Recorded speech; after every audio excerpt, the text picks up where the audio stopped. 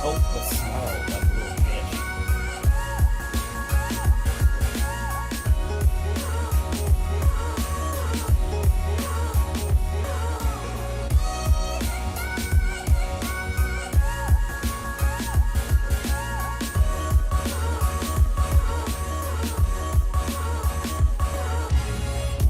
Hey, man! This makes sense!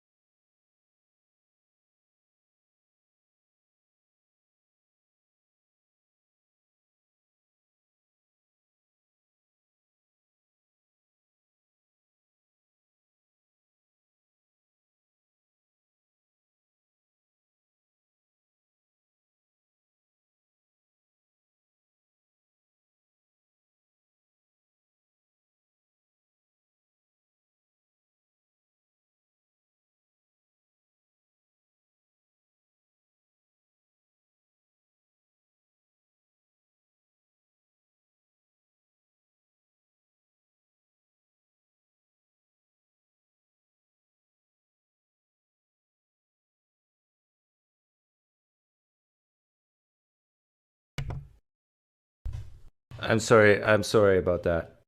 I had to have a little talk with Myron during that time.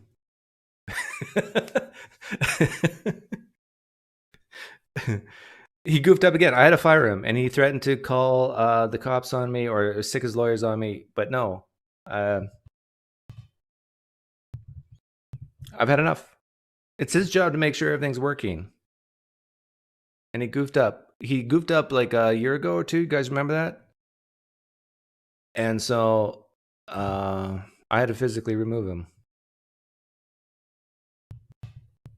It will never happen again. Is Lydia McGrew dying? No, I don't know what's going on. I'm not sure why she's lying down here.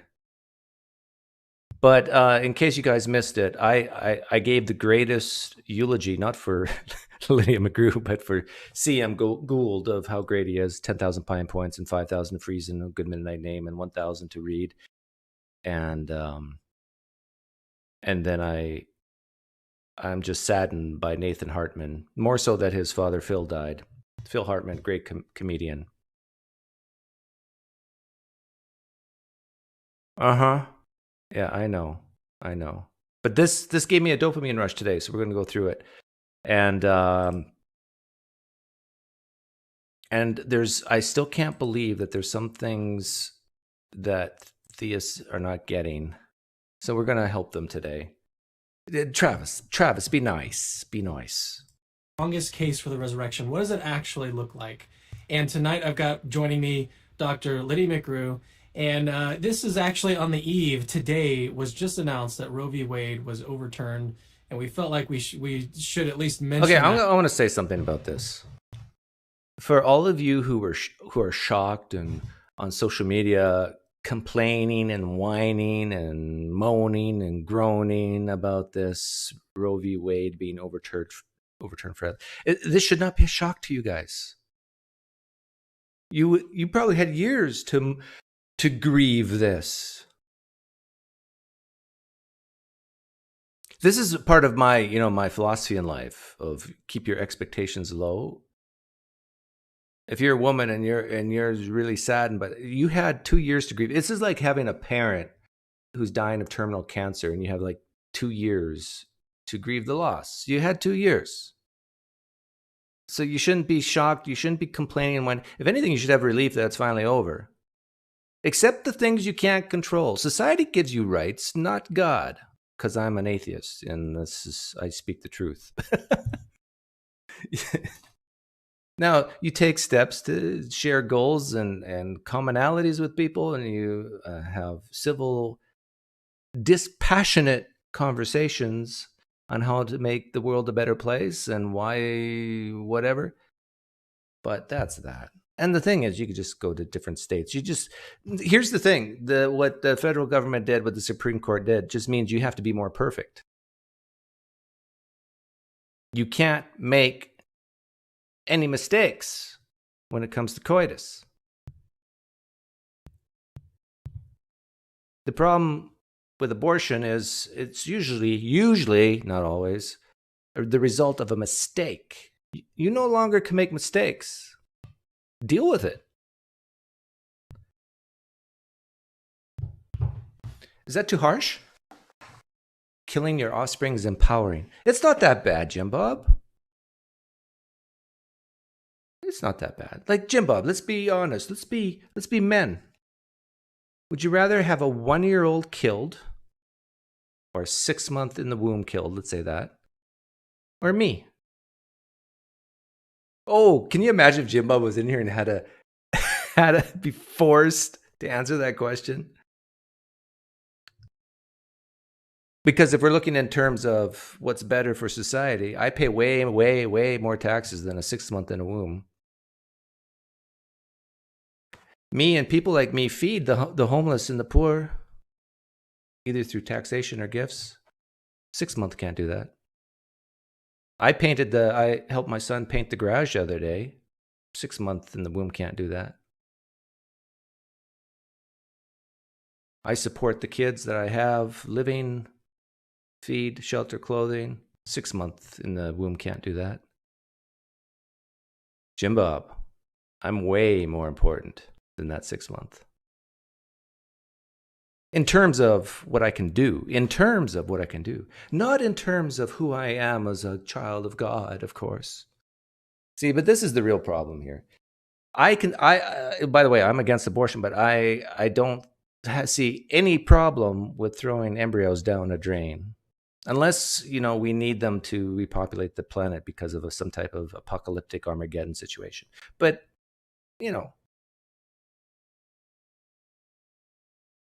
false dilemma, says Jimbob. See, this is the thing. This is why I would love to grab theists by the ears, sit him down on a seat, and they know in their brains and their hearts that what I'm saying is right, but they can't say it out loud.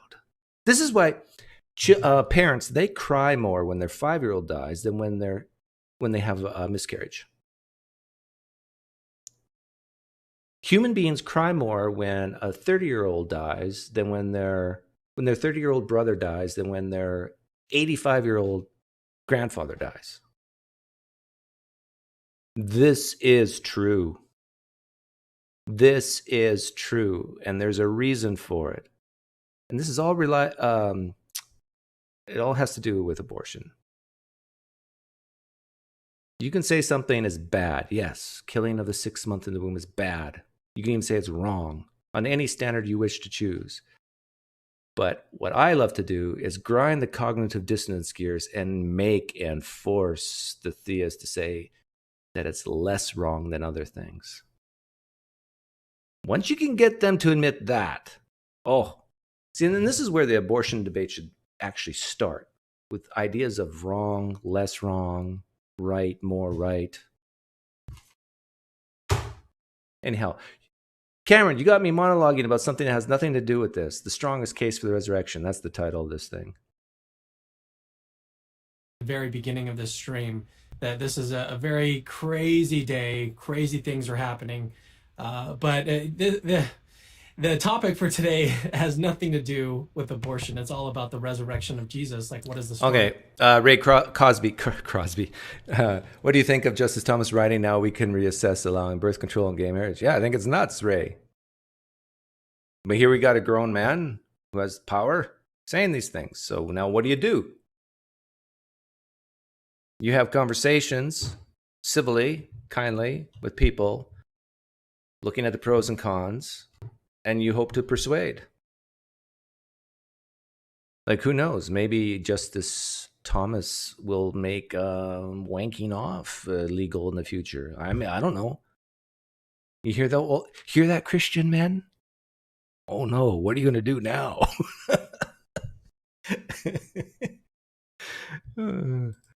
This case we can make for it, but we felt like we should at least mention that at the very beginning of this, how monumental of a day this is. And yeah, so but it's not monumental. We saw this coming for years, at least a year or two. Lydia, it's great to have you back on the show. It's great to see you again. How's it going? You know, it's going. Thank you so much for having me, Cameron. It's a real honor to be back. Yeah, so I've seen talk and discussion about like the minimal facts case versus the maximal facts case, and I've been a kind of minimal facts guy myself, but I have so much respect. Yeah, I believe it, Cameron. You've been a minimal facts guy for many years. Very few facts I can remember. For you and for Dr. McClatchy and your husband, that I'm like, I need to take this a lot more seriously. I need to take this whole debate, which, if you don't know, there's basically this debate in the apologetics community, like, what is the strongest case for the resurrection? Or like, not necessarily the strongest, because I think that a lot of apologists would concede that, like, if you include more data, you're obviously going to be able to give a stronger case. But like, which case should we be using when we're engaging with non-believers? Yeah, and this is the problem. What arguments should we use when dealing with unbelievers? This is probably the biggest point I'll make in this whole live stream, and when I'm done making it, you're free to go. But I'm going to stick around. Lydia McGrew, what she does has almost nothing to do with unbelievers. Cameron Bertuzzi from Capturing Christianity has almost nothing to do with unbelievers. They're not convincing, at least very, very, very few people who have nothing to do with Christianity, wasn't raised in it. I get a lot of people who I can't even empathize with, who were born and raised in secular, atheistic type homes, and they have no idea what this is all. You, Cameron, Lydia, you really think anything you say impacts these people? Again, maybe 1 out of a million. And even them, they're probably desperate because they're alcoholics or druggies or just got divorced or whatever. They're desperate. No. The strongest case for the resurrection is not for skeptics, not for non-believers. It's for Christians who are doubting.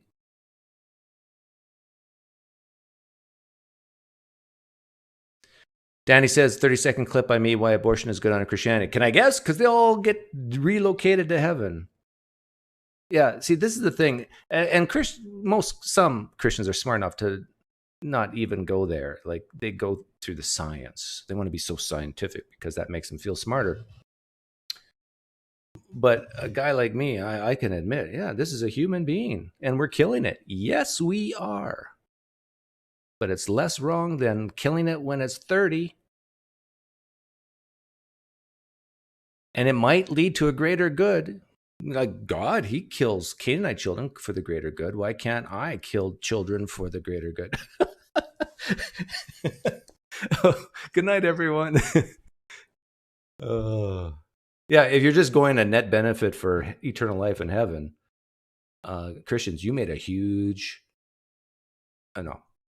you make a huge mistake by trying to get rid of abortion. You know how many souls you've cost the kingdom?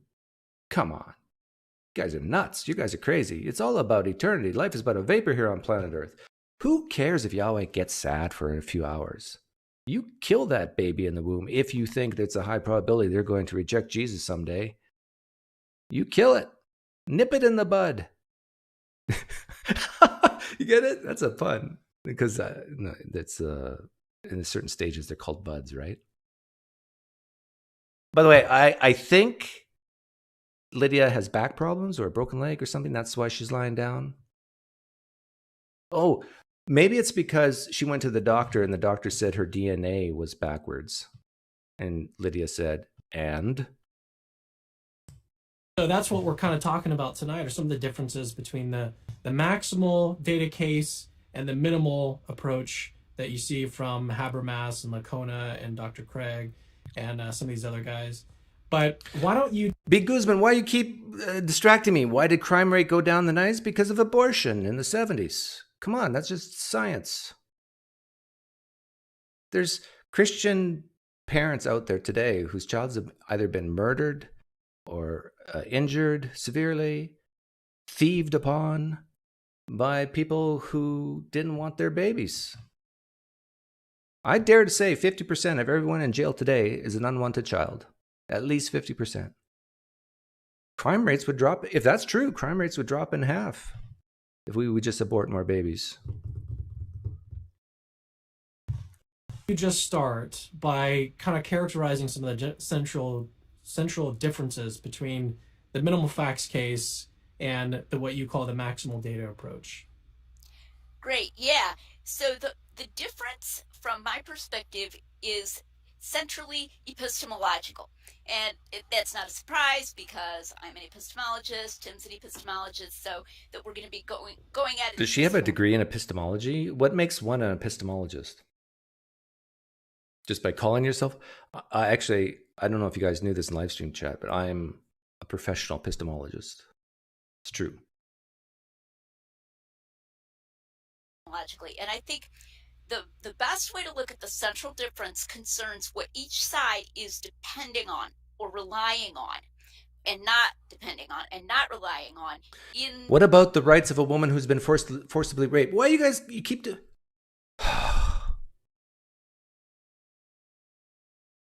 What do you think I'm saying here, Richard? Do you think I'm against? I'm all for abortion for someone who's been forcibly raped and doesn't want the child. Well, so emotional. Making the case for the resurrection of Jesus. So I'm going to use the word minimalist to include like several different approaches, all under the umbrella. On the one hand, the minimalist approach does not rely on the idea that the gospel authors are recording in an unembellished way. Yeah, there are legitimate epistemologists, PhDs in philosophies, but I don't think Lydia McGrew is one of them. Someone can fact check me on this, but I think she has a PhD in English literature or something. The original witnesses or alleged witnesses said or claimed. In other words, just the proposition, okay, the gospel resurrection accounts are not embellished. The minimalists are not relying on that. Yeah. The maximalist is relying on that idea that it's really what they claimed. It's not been added to or embellished. But then on the flip side, the maximalist is not relying on the proposition that this has at least X amount or percent of scholarly agreement or scholarly consensus. Yeah, what's interesting about this is here we have a Christian admitting that the scholarly consensus is not on their side on many, many things. Did you hear that? All those Christians who want to feel smart and you're going according to the evidence, the historical evidence. Here we have a Christian admitting that no. If you're a Christian and you want to feel smart for believing in the resurrection based on the historical evidence, the consensus of scholars are not on your side. Sorry. Whereas the minimalist is making a heavy use of the idea that certain propositions, certain facts have at least X amount or X percent of scholarly consensus. So each side has something that it's relying on that the other side is not relying on. So those are this very central epistemological difference. Okay. And then why do you think, though, that the minimal approach is, well, you don't think that it provides a strong argument for the resurrection. So why is that? Right. Okay, So, before her answering, let me answer that hopefully faster. Why isn't the minimalist approach good? Because you can explain the minimal facts using naturalistic explanations very easily. Done. this is really important. What I'm going to say here, I think, may come as a surprise. I think it may come as a surprise to you. I think it may come as a surprise to some of your viewers. It's so surprising to people that I find I sometimes have to say it 2 or 3 times. I was just involved in a chat recently with someone with whom I dialogued about this a few years ago, and I realized that he still didn't know this. So I was like, yes, that's what I've been saying. So take that proposition. The gospel accounts include what the original witnesses said, and they're not embellished beyond what the original witnesses claimed. And I'm talking about not just at some high generalization level, but like the specific appearances. Jesus appeared on the first night, and Thomas wasn't there, and he invited them to touch him, and those things within the accounts. That is not acknowledged, even though that's what they claimed, by a large majority of scholars. See, what I just said earlier, she's agreeing.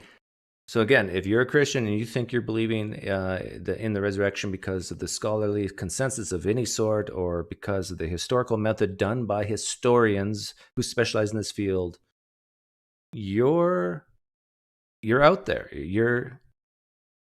The people who do this for a living disagree with you. And this is not me saying this. This is Lydia saying this. A Christian. Too bad for you. Now, the reason that comes as a shock to people when it really sinks in what I'm saying is because in the minimalist case, you have the claim that the apostles or the disciples of Jesus had appearance experiences that convinced them that he was raised from the dead.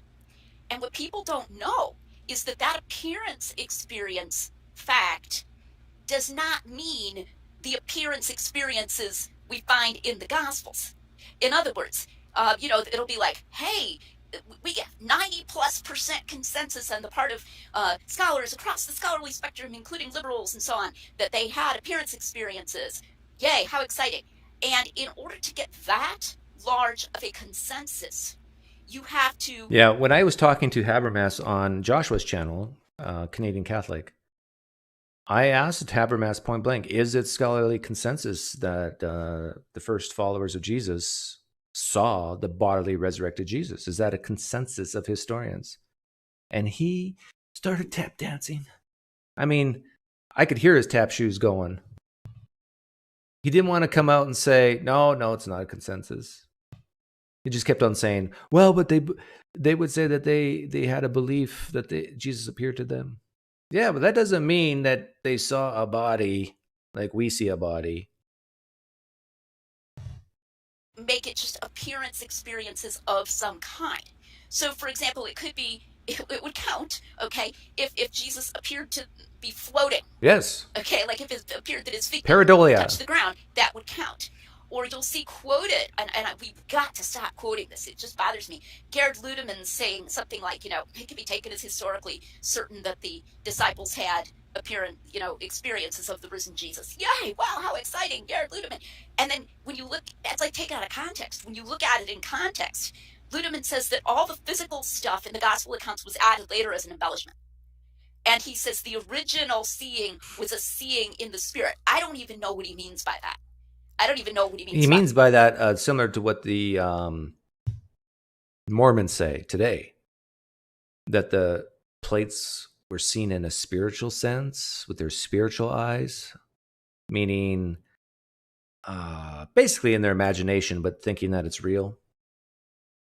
Seeing in the spirit, or Bart Ehrman, he doesn't even acknowledge group appearances, and he says if there were group appearances, maybe there were, but if there were, they were like seeing a figure at a distance. This is why this is so good, because this is a Christian. I've said the same things for many years. Like, I don't even believe there were group appearances. And if they were like what Ludeman was talking about, like a Pentecostal church type group experience, where you just feel the presence of God without actually seeing, oh, there's a 6 foot, well, Jesus wouldn't be 6 feet tall. There's a 5 foot tall Super Mario guy over there named Jesus. No. Well, both of those guys get counted. Because Ehrman says they had some kind of an experience. They both get counted in this consensus acknowledging appearances. Now that's extremely important, because if you have watered down that appearance experience claim in order to get such a big consensus on it, then it's very hard to argue that Jesus really was physically risen from the dead.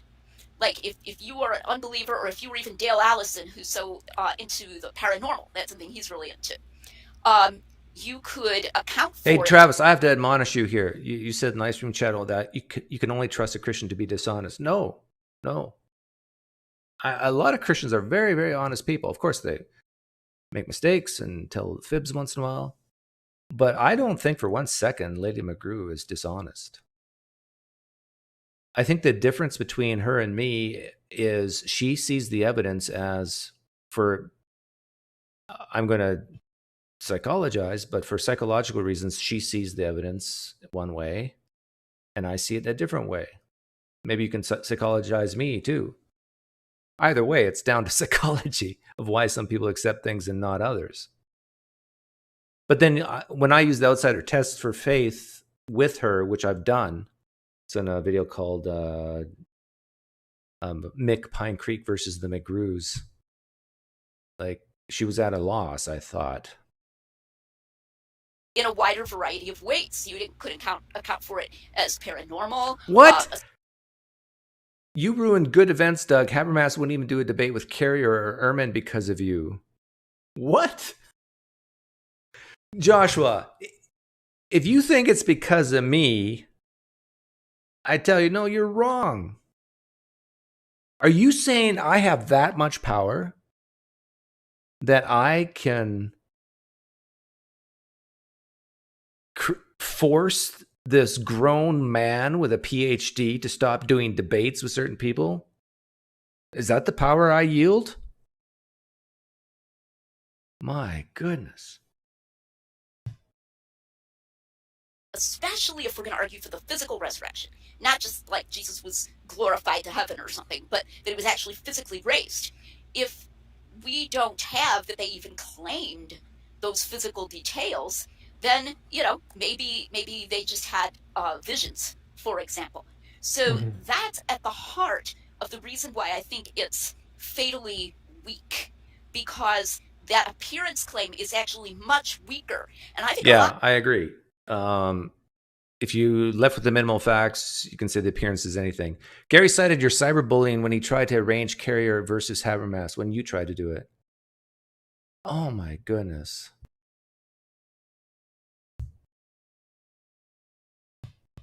Cyberbullying. You've got a grown man who's worried about his emails being too full. Like, there's something called spam blocker. And I think I only told 1 or 2 Christians to contact him. Sorry, Lydia, but this is important. Actually, Lydia, if she's listening, she's probably more interested in talking about Habermas than what she herself is saying, because she's against Habermas's strategy on how to talk to non-believers. His email is public knowledge, Joshua, and he should know this. All you have to do is type Gary Habermas, and you can find his email easily. And so anybody's watching can email him and ask questions of him. He should know this. Switch, and I don't think he meant to be doing a bait and switch, but epistemologically, in fact, it was a bait and switch. That he suddenly was talking about Jesus being seen having conversations with his friends, and that's how he was ruling out alternatives, but that is in fact not acknowledged. And I gotta emphasize, I don't mean just that the skeptics don't acknowledge that these were real. I mean, the skeptics don't even acknowledge that this is what was claimed. The large majority of scholars don't even acknowledge that the gospel accounts. Why is that, Lydia? Why is it that they don't even believe that the claims were made in the first place? What was claimed. Wow. So how are we going to rule out alternatives? Why is that surprising to you? The reason why I think a lot of people doubt that the claims were even made in the first place, that, for example, Jesus appeared to so-and-so, is because we know throughout history, humans have a propensity, a desire, proclivity, all big words for people from South Dakota, to make up stories to promote a greater good. Physical resurrection. Joshua, I love it when you say, I cost you Carrier versus Habermas event, and you give me money. You give me money to tell me I cost you money. I mean, that's ironic. So that's really at the heart of why I think it's too weak, indeed fatally weak as a case. It's easier to come up with a naturalistic account when you water down the appearances. Or, like I said, a paranormal account. Or so for example, Dale Allison makes an analogy to rainbow bodies in Buddhism, where the claim is that the bodies probably Paul believed that Jesus was physically raised, and therefore probably the disciples believed that Jesus was physically raised. And so there's this idea that we could just keep bringing more and more and more evidence that they believed it. And the idea is that this will supply any deficiencies or will help to kind of prop up or bolster the argument. Now, actually, I'm kind of torn now because I'm starting to feel for you a little bit, Joshua, if you're still here. Because I'm not being sarcastic. I'm being sincere now. I do really appreciate that you set that up for me and him. I really do. But I want you to be on my side on this, that Christians like Gary Habermas and Christians and YouTube creator Christians, you excluded.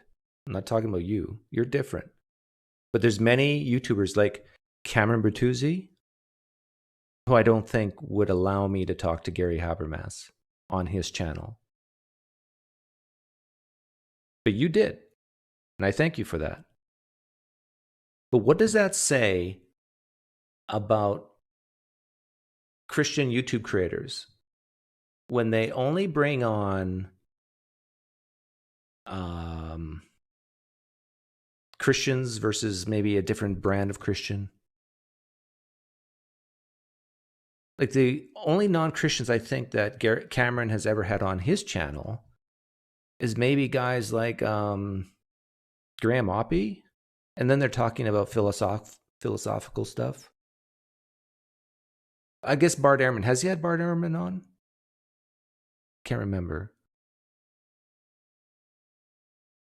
But the thing is, then the conversation is very skewed in a way.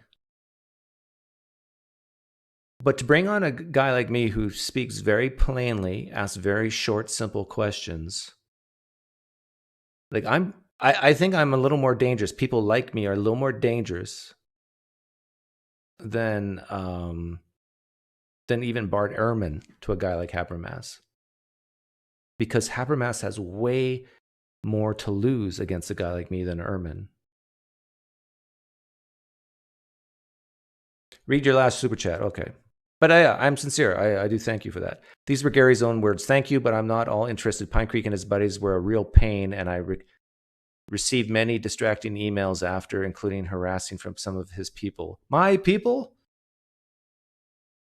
Who are my people? I don't have people. Well, the people who come to my poker nights are my people, I guess. To make here to show why that doesn't work would go approximately like this. Suppose you met a man on a plane who said, I once had a conversation with my dead father. And this is then good.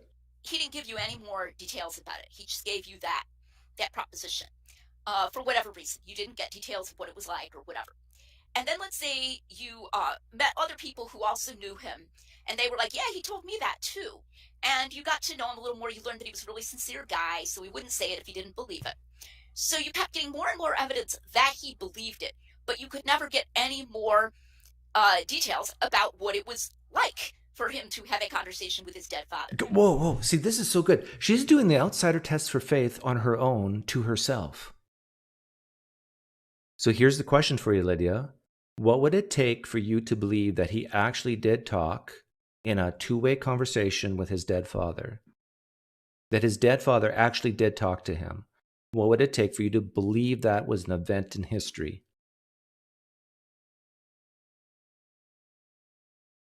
What if he presented you diaries of people who claimed to be there when he talked to his dead father and heard it themselves? Would you believe it now? But let's say these diaries were written decades after he talked to his dead father. They weren't signed, dated, didn't say how they knew exactly. Would you believe it?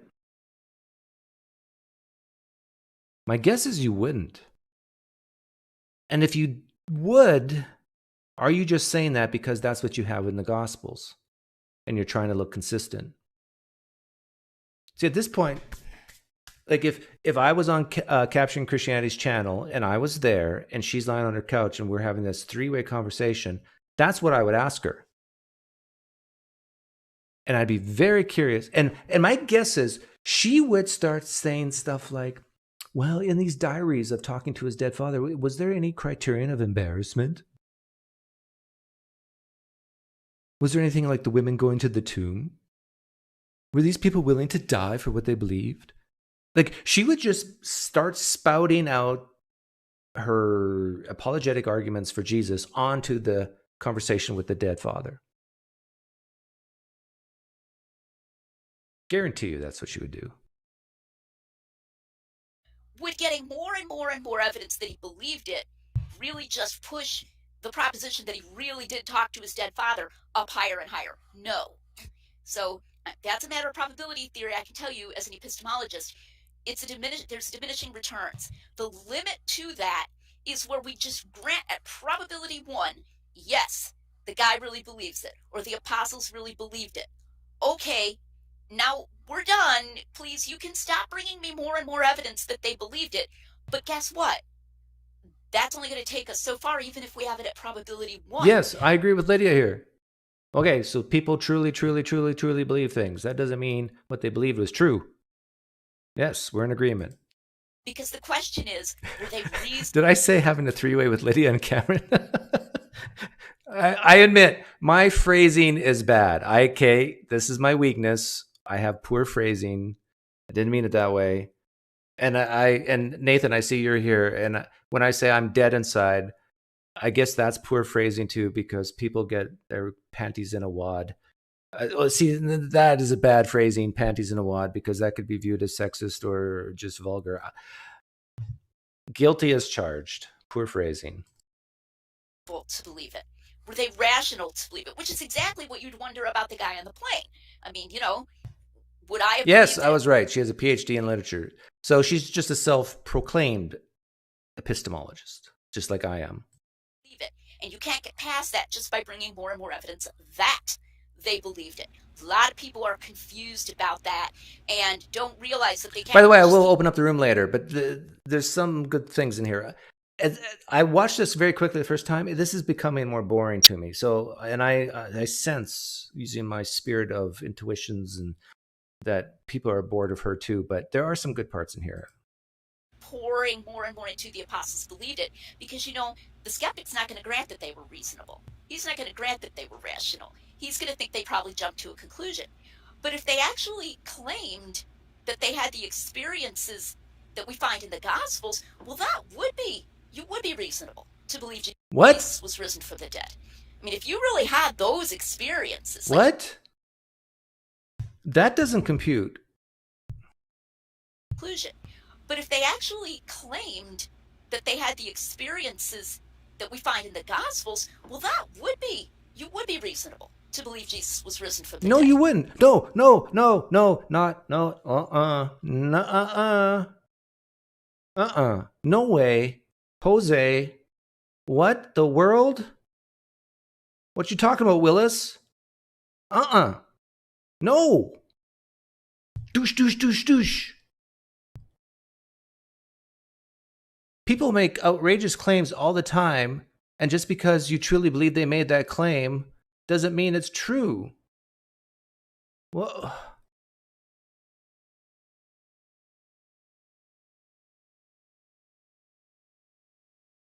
You really had those experiences, like he's offering to let you touch him, he's eating, that kind of thing, then yeah, you would believe he was really physically raised. So Yeah, but you notice what you're doing here, Lydia.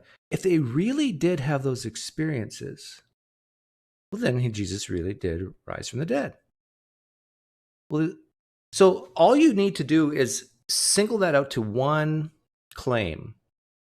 Let's say the claim that that Thomas touched the holes in Jesus's hands and side, as it claimed in John.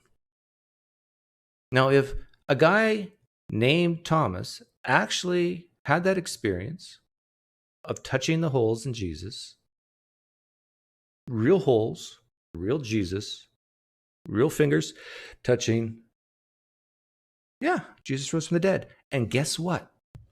Guess what, Lydia? You don't need anything else. Nothing else. Because what you're really just saying is it's kind of like a tautology. You're saying if Jesus really rose from the dead, he really rose from the dead. Am I wrong here?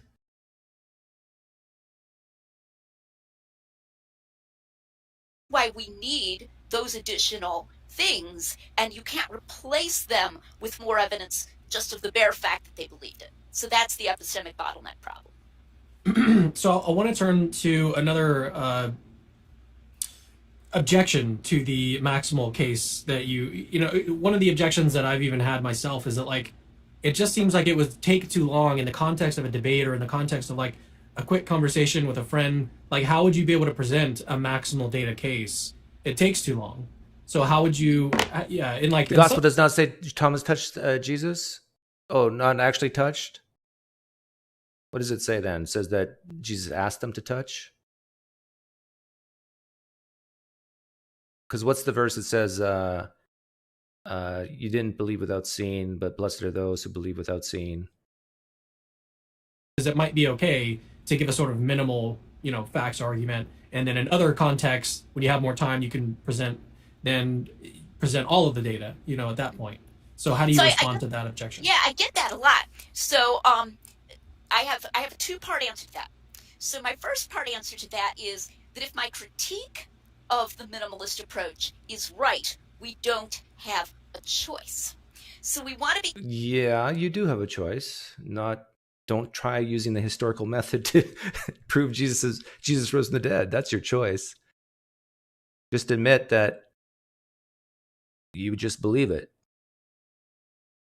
Careful not to beg the question against me, if I can put it that way. Like, if they're both good arguments, but one of them is just more efficient, then or is better suited for a shorter context, then hey, what's the harm, right?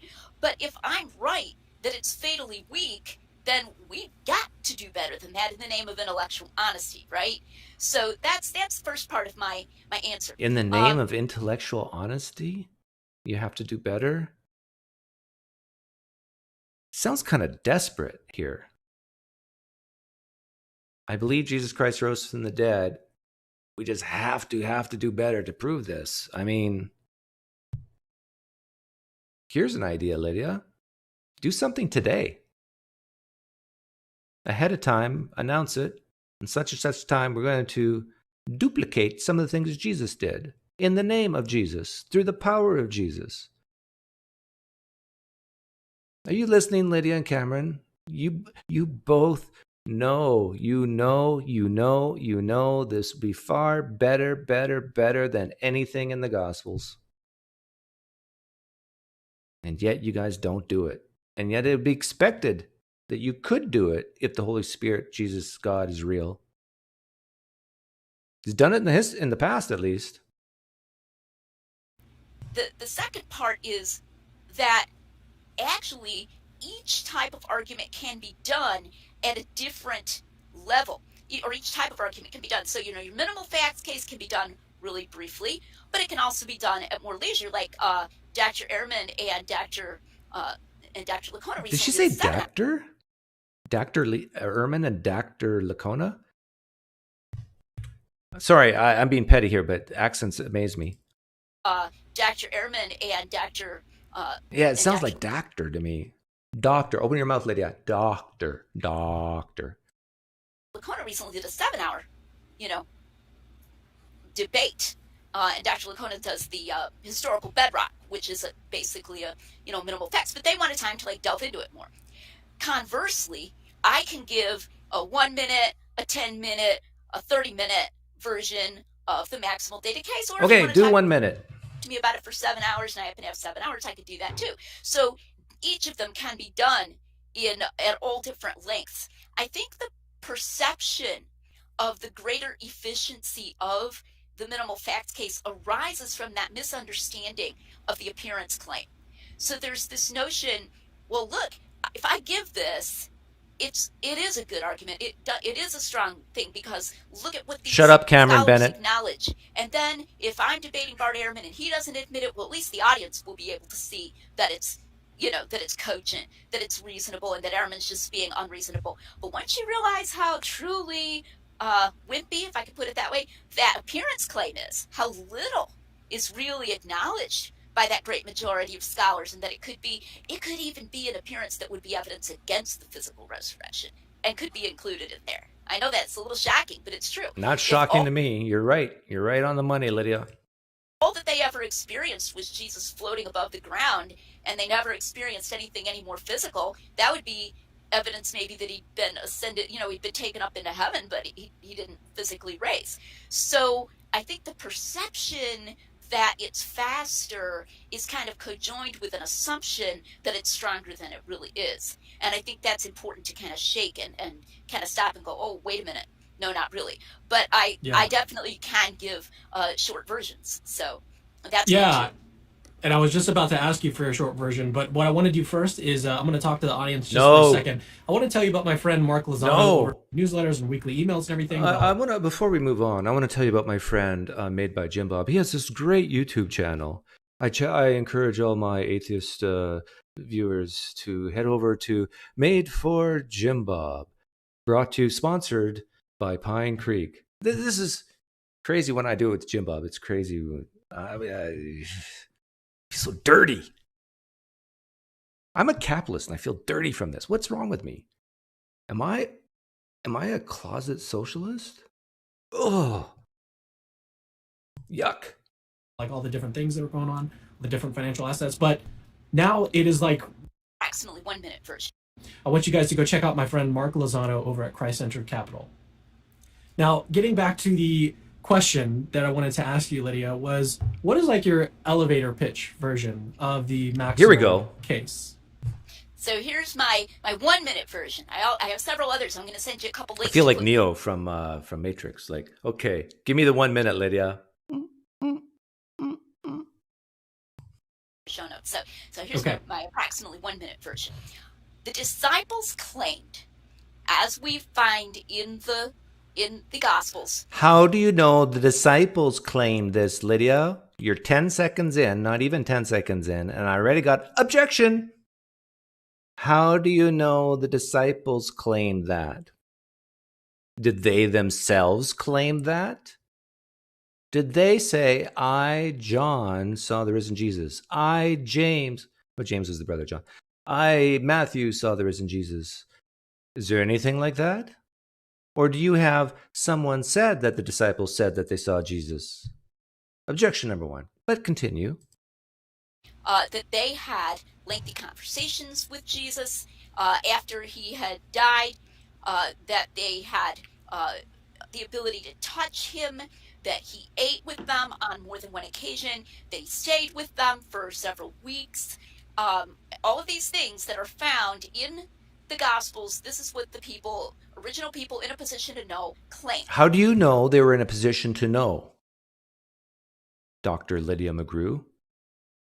How do you know the people who actually wrote that were in a position to know and not just relaying hearsay type stories? Riddle me that. How do you know? What percent probability would you assign to that knowledge? What's the alpha? Is it alpha 0.05 on the distribution curve? Where's your confidence intervals? Where's your error margin on that? But continue. There are three possible explanations of their claiming No. this. One is that they were deceivers, they were lying. Another is that they were mistaken. Uh-huh. And a third is that they were telling the truth. Hey, Hamza, from Hamza's Den, the great Muslim. You sound familiar? Lydia, you do know this is how people defend the Quran, right? Muhammad was either lying, he was either mistaken, or he really did hear the voice of Allah through the angel Gabriel. Joseph Smith was either lying, he was mistaken, or he really did see Jesus and the angel Moroni up on that mountain. I tell you, this line of defense works well in Christianity, in Islam, in Mormonism.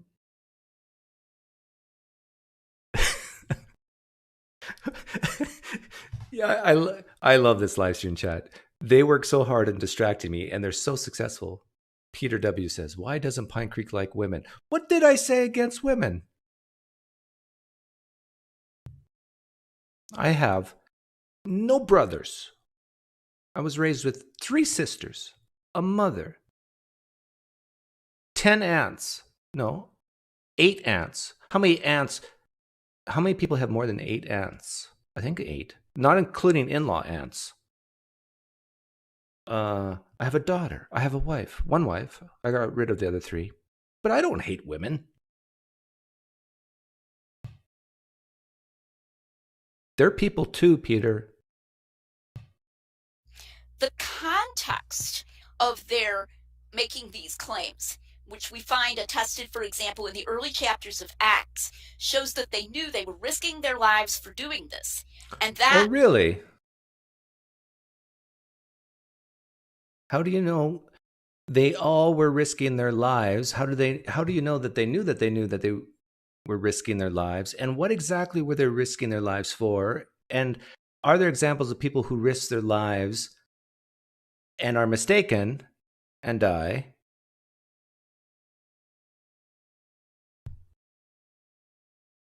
really rules out that they were lying.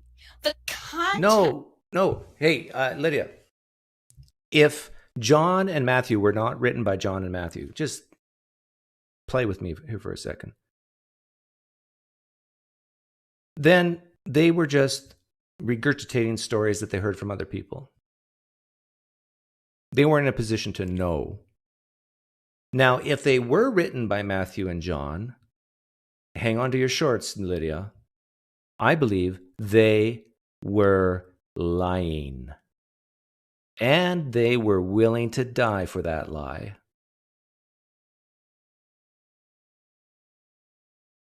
For the greater good. It's sort of like if you lived in Nazi Germany in World War II and the Nazis knocked on your door and you lied purposely, saying, no, there's no Jews underneath my baseboards. You lied on purpose. You know the truth and you lied in hell, knowing that you might die if they actually look under the baseboards. But you did it anyhow. You were risking death to tell a lie for the greater good. What's the greater good? To keep those Jews alive. What's the greater good for the gospel authors? The kingdom of heaven is coming soon.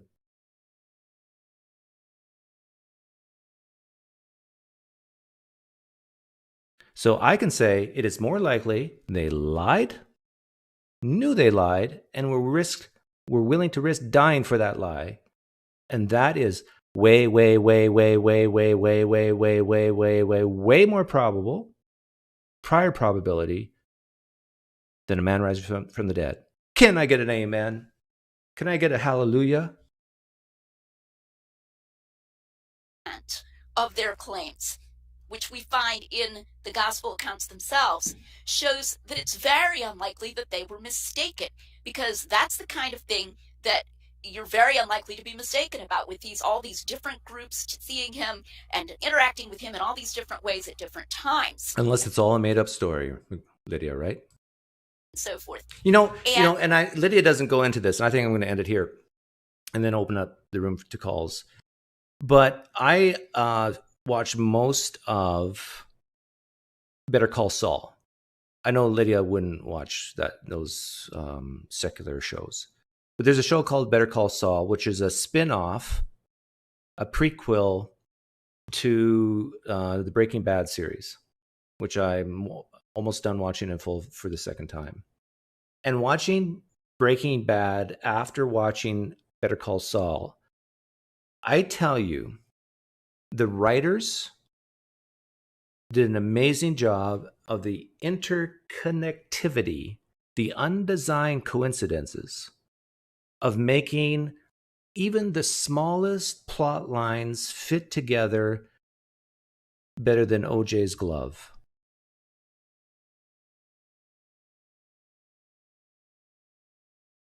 Now, if we can do that today, if authors, writers can look at works previously done and come up with a narrative based on a narrative, why couldn't the New Testament authors do that with the Gospel of Mark, with Paul's epistles, and with the Old Testament? Riddle me that. So here's what happened, Lydia. If we had a time machine, if I ever get a time machine, are you willing to come back to first century Palestine with me and we can see it with our own eyes? This is what I think had happened. We had some Jews in the first century who were expecting Messiah because of prophecies like Daniel 9. Jews believed different things. They weren't monolithic in their beliefs. But some Jews had this charismatic teacher that they followed named Jesus. He predicted the end times were coming soon. He was mistaken. And these authors saw their great leader die for some reason. Sure, maybe it's blasphemy, whatever, doesn't matter. And they were heart-stricken. They were grieved. One, maybe two, had a grief hallucination, not a group hallucination, of seeing Jesus, whatever that means, in whatever form, who knows. And then stories upon stories were built upon that decades after decades later to create Paul's letters first, then the Gospel of Mark, and then all the other Gospels and letters that followed. Jesus was most likely thrown in a common ditch and eaten by dogs and birds. So all those details you read about in John didn't happen. Or I should say most didn't happen. The details you read in the Gospel of Mark, the first Gospel written, didn't happen. Most of it didn't happen. Doug, this is the greatest conspiracy of all history. If what you're saying is true, I mean, you might as well be a flat earther. Really? You do not think humans can take deep beliefs based on something false and create stories out of them? Sure they can. Lydia, if you can strip your desire for eternal life, if you can strip your desire that Jesus is there to comfort you and give you hope, meaning, and purpose, if you can strip that from your soul, you'll be able to see what I just said is very reasonable.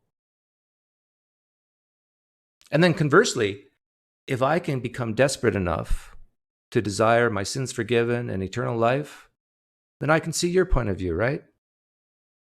But guess what? I'm not desperate.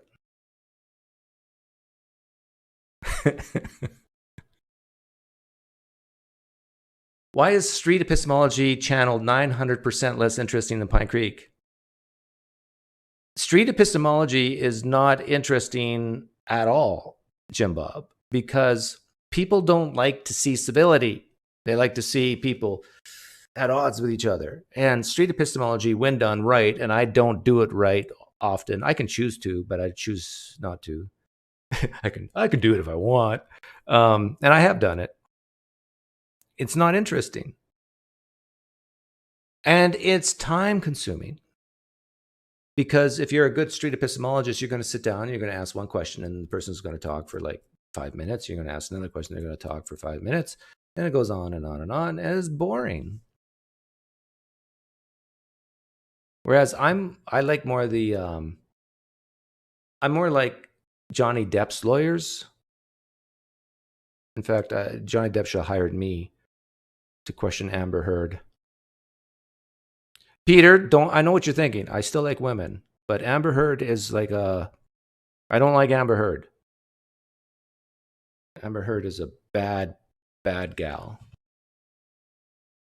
But yeah, I like putting people on the stand and just, hey, don't worry about being made look bad or foolish. I'll ask a question.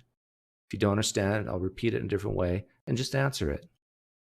The answers could be lean yes, lean no, I don't know, pass.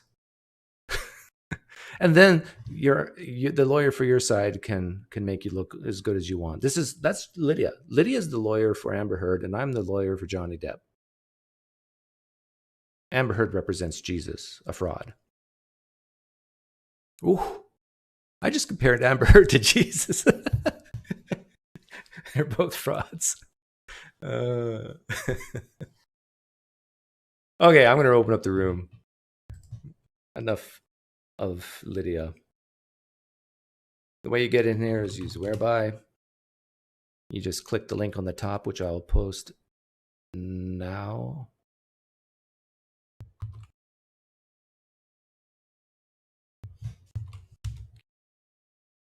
I guess anybody can come in today.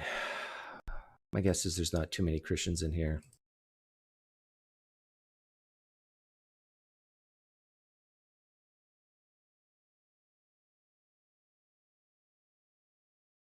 I think street epistemology is better mostly when the camera's off. That being said, Anthony Magnabosco does have some very interesting videos.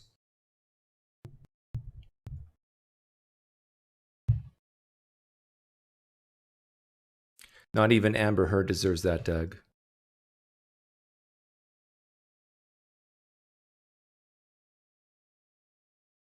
Yeah, I tell you, she single-handedly destroyed the Me Too movement. Do not believe all women. 5% of mankind, I'm just throwing a number out there, 5% of humankind, whether male or female, are lying scumbags.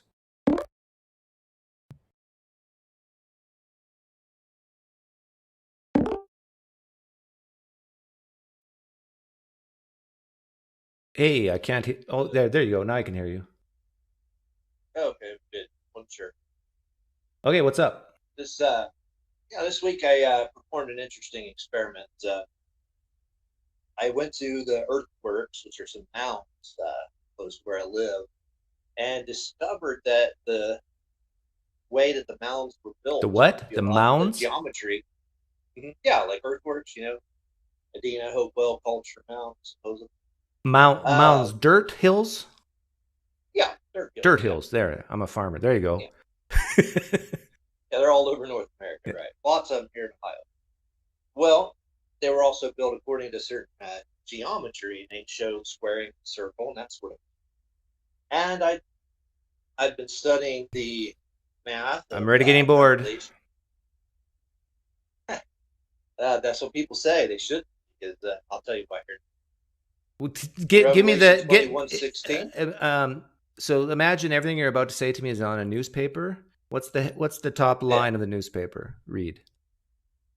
Oh, I made a really cool prediction. I went to the mound that I measured with where with wine, and using the Bible measurements that made a perfect prediction of what should happen, and it did right there. What was the prediction you made? So what I'm saying is that the principles are the same. What was the prediction you made? Of years. That you could use the boat that goes around this mound to find the diameter of the mound. Oh, you're talking And pi. you can also You're talking use about it to square the circumference equals pi d. Yeah, there you go. You made a prediction that circumference equals pi d would hold true. No, no. That they understood this stuff thousands of years. You made your prediction, but it's a little picture. What the mound is, it's just a little picture of Plato's perfect city. What? And Revelations 21:16 is a picture of Plato's perfect city. And so these geometric principles have been well known for a really long time. Okay. And so that's now. I went to Hyles Anderson College, so I was a fundamentalist. Did the bus ministry, all that sort of stuff. And so it wasn't easy for me to just give up Christianity. And I'm also a person who a lot of so these arguments that I hear all the time are just basically tautology, just saying things different ways. I of course have an answer for any of those. None of those arguments that you would normally give would persuade. But for somebody that's highly logical like I am, you could show the same thing that persuaded me that the Bible can be scripture as it's taught in Sunday school. Because the symbolism and the geometry that's in there is thousands of years old, Pythagorean, Platonic sources, and even that's probably rooted in something a lot older than that. And you can see it in earthworks and archaeology. I made a video about it. You can go see. I showed you where. Can you guess what I'm thinking right now?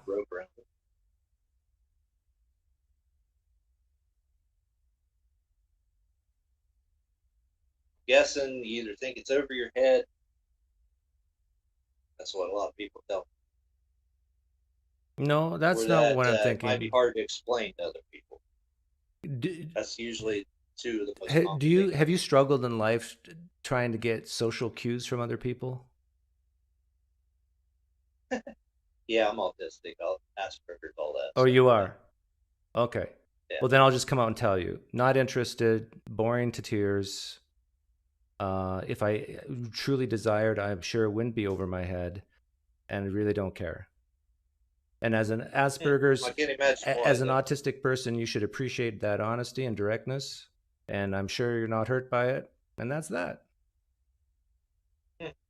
It's confusing to them. Is it confusing to you that some people don't find what you find interesting? Yeah, kind of. And that's what makes you autistic, I guess. Yeah. But I'm here to tell you, 99% of the world do not care about what you care about. And you got to learn to, and I'm sure you're okay with that. No, that's a given fact. Okay. Anyhow, thanks for coming on.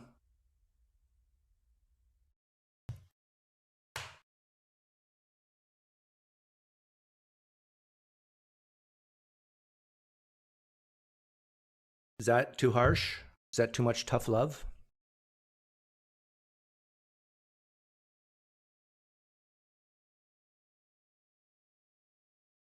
Sorry, but it's true.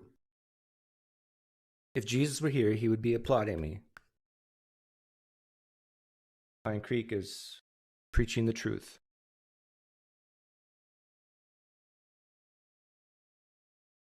I'm not mean. I am a pussycat. And I have a little experience with autistic people. And I know that Bow and Arrow is not going to be offended by that. And that he's poor at social cues. So you're better off being direct and telling him directly that you don't care about what he has to say. And then you saves everybody a lot of time and trouble. Eat a Snickers. Hey, I had a good meal this morning. I already ate my 1,000 calories. I had half a chicken breast, 3 eggs, 3 keto breads, 3 pieces of cheese, and some sugar-free dark, bitter chocolate. Oh, so good. I do have to admit, I get really tired of dealing with a whole world of really dumb people, though, sadly. Bow and arrow. See, this is part of your artisticness coming out. Just because someone's not interested in what you're interested in doesn't make them dumb. There's geniuses who do not care about chemistry. There's geniuses who are very selective in what they care about.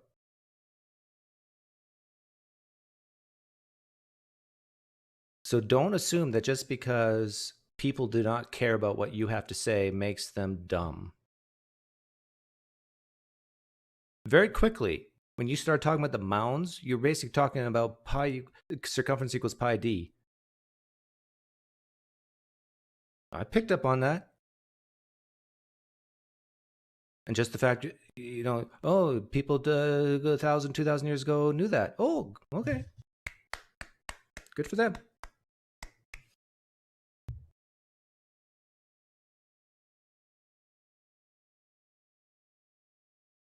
It's not rocket science.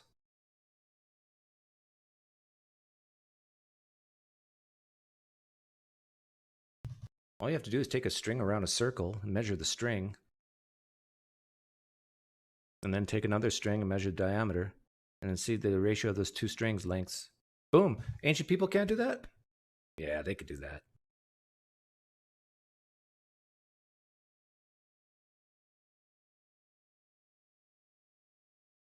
PineCreek is not after complex arguments. He wants the pop culture. Hey, examine truth. I had a guy in who's made the same accusation to me yesterday. And I said, let's go deep. And then he struggled. What are we going deep about? I don't know. Your choice. Let's go deep.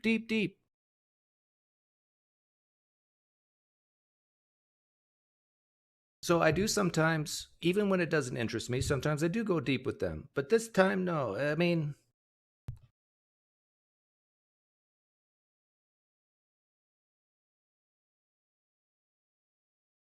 and the reason why I get quite a few live stream people watching me is because they tend to like what I like and tend to hate what I hate.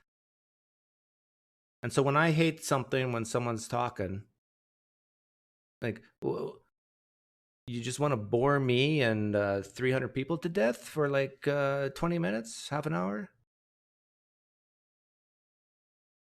Like, life is short. You realize I only have about 30 years left, right? Maybe 50 tops.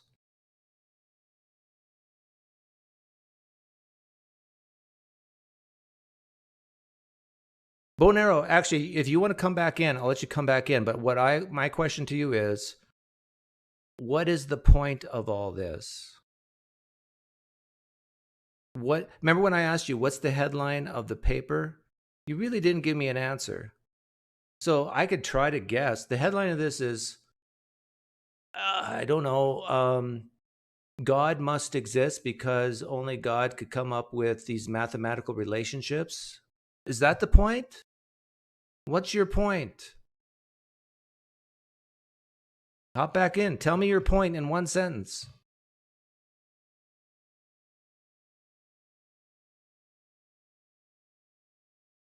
I blew my first 60 years being a Christian. Wow. 60 years. How old are you now, El Johnny? How many good years do you have left?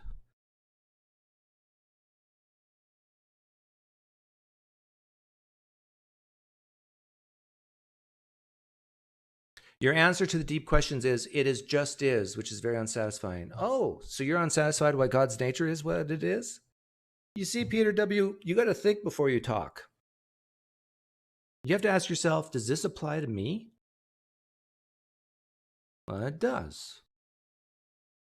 So unless you say, I'm unsatisfied with the reason why God is the way he is, then you're consistent. And then you can say, oh, I'm just like Doug. You got to think before you talk, Peter, or type.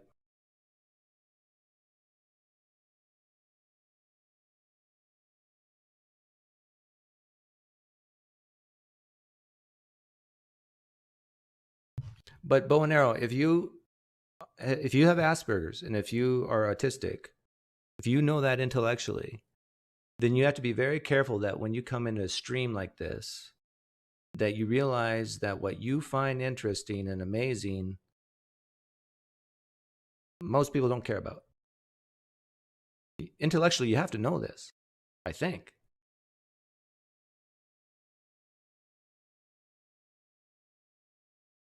Good years, they just keep getting worse no matter what age you are, PineCreek. No, Doug Dean. Oh, my goodness.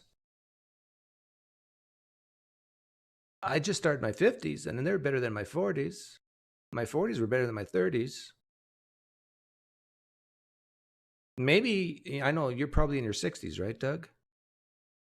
Maybe I'll agree with you, but tell you, I'm in good health. I'm pretty independent. I have 2 very good, exciting kids. I have a wife that loves me. I love her. We don't fight. We don't argue. We share our lives together, growing old together. And then in sometime between now and 50 years from now, I'll be worm food. The point is, it shows the Bible's fabricated. Well, we already knew that, bow and arrow.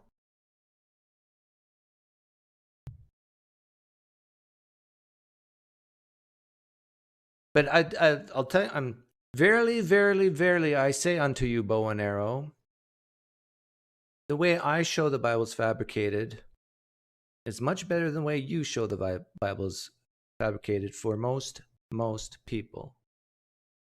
Because all you have to do is ask questions like, what is more likely? That people lie, people are mistaken, people make up stories, or a man rose from the dead? Done. 4 dones. Done. 3 dones. No, like Germans.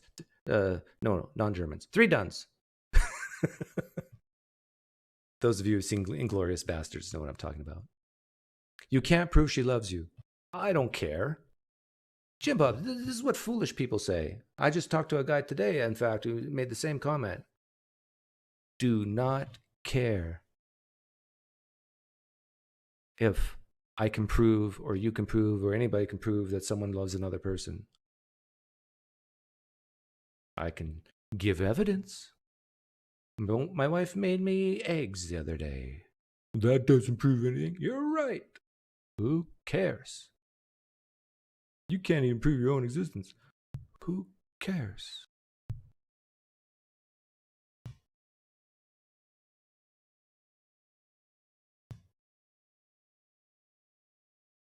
Jimbob, if you've seen my channel, you know that I very rarely talk about God as a first cause creator, top level thing.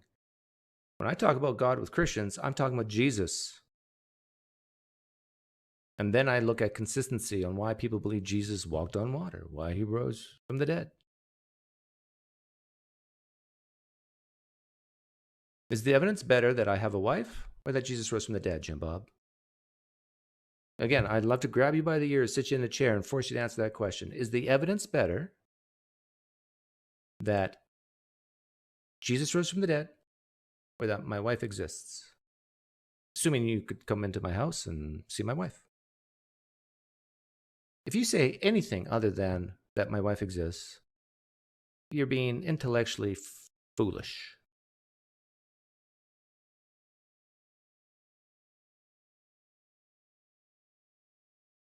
What do you value most in my life? My kids.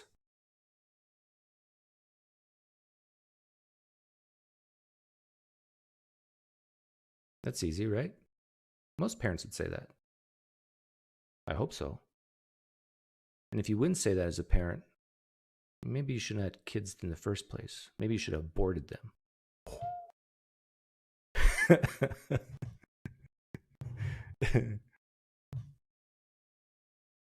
If you came late, I did a spiel on abortion. We will wait 309 years and ask the same questions.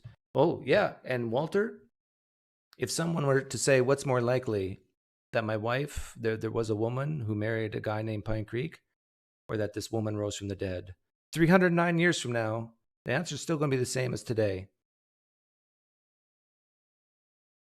So yeah, Jesus existed. He died just like everybody else.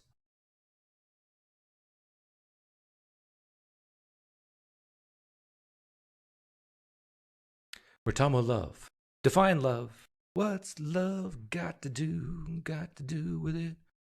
My guess is you define love as this thing given by God. If that's the way you define it, then I would say love does not exist. But Doug.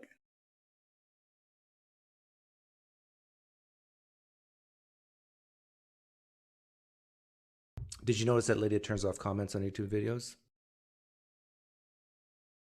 Yeah, I think I noticed that a long time ago. I actually gave you a chance to hear something amazing. You really blew it, but I will never talk to you again. Bye. Is that a promise? Promise, bow and arrow?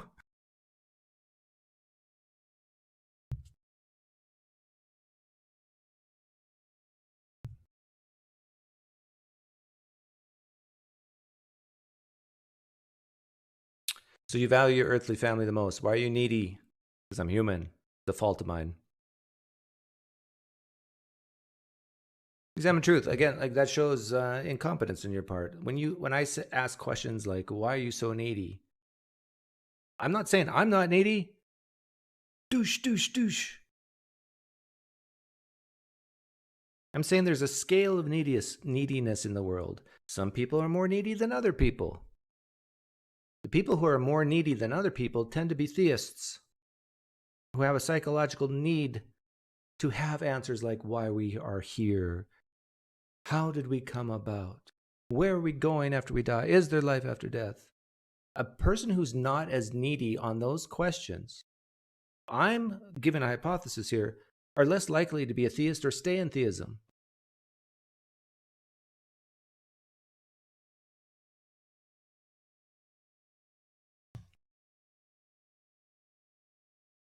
Testify has an amputee growing a limb back video. I saw that and I made a comment and I forget what my comment was, but there was like probably up to 40 replies to it already. And I think my comment was, Testify is a Lydia McGrew disciple. My comment to him was,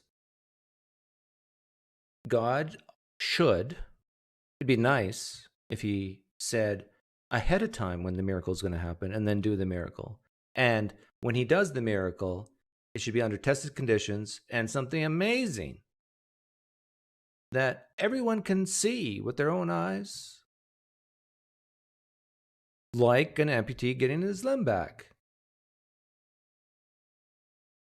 And if you're the type of Christian who says, thou shalt not test your God, or only an idolatrous nation ask for with signs and wonders, then just get out.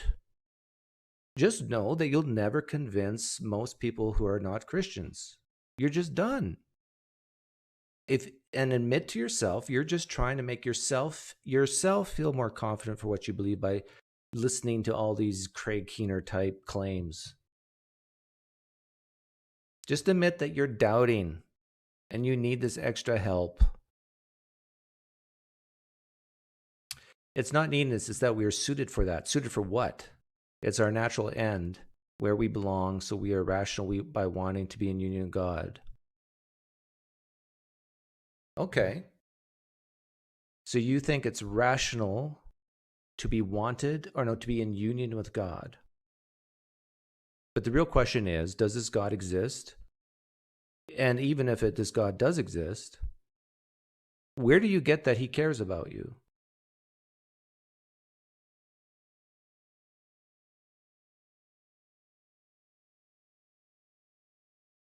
And does this apply to other animals on the planet? You realize other mammals have tribes and leaders of tribes that the members of the tribes follow without question? And those who question sometimes end up dead. And those who question and defeat the leader become the new leader. We are those animals, examine truth. You are an animal. You're not special, examine truth.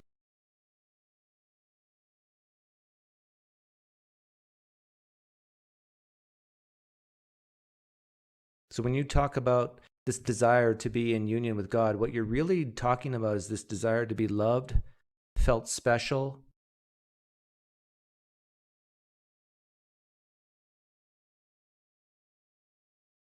Miracles are a terrible way for God to communicate. Is there any way you can get Testify to understand this? Well, I disagree, truncated. Depends what you mean by miracle, but I disagree with you. I think miracles are the best way for God to communicate that he's out there. And now I get pushback from atheists when I say this, but I don't care. I think if every atheist saw someone that he knows been dead for years come back to life in the name of Jesus and not the name of Allah or name of Joseph Smith or whatever, their worldview is shattered. They're done at that point. Christians and atheists both sometimes say, well, how do you know it's God who did it? Well, you don't in the strong sense of the word no. You're not 100% certainty. But I tell you, your life would be different. You would live your life differently. So if you cannot put God in a test tube, then at least God can do things, i.e. miracles, that we can measure, that you can put in a test tube.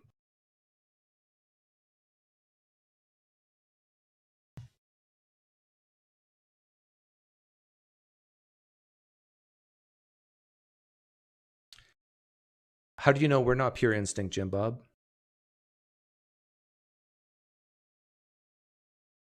The great chess players of the world. You talk to even Magnus Carlsen, or not talk to, but you listen to him. He'll tell you that some of the decisions he makes, being the greatest chess player in the world, maybe of all time, are pure intuition, instinct. You think on a chessboard where what was the number of possibilities? It's in the trillions, right? That he can calculate perfectly?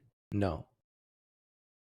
But when you've done it for years and years and years, you build upon your experience, your instinct, and you see patterns. We are pattern-seeking animals, and he can just do it faster than most people. But one could say that everything that humans do is instinct. But we just call the short decisions, the short calculations as instinct, and the longer ones as thinking. It's just time-based, really.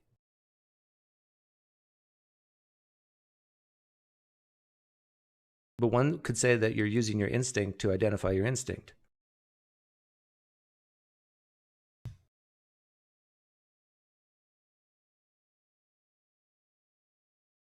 And like you're getting to self-reflection, right? If you say that there's something else special other than instinct, and I'm not saying you're wrong, let me be clear. I do think that's a useful distinction between instinct and level 2 reasoning. But don't think you're special as a human when you do this, because there are other mammals on this planet who can do that. So unless you want to, and some Christians who say this, that, yeah, these animals have souls, consciousness, they might even go to heaven. I've heard Christians say that. I think even Inspiring Philosophy said that, right?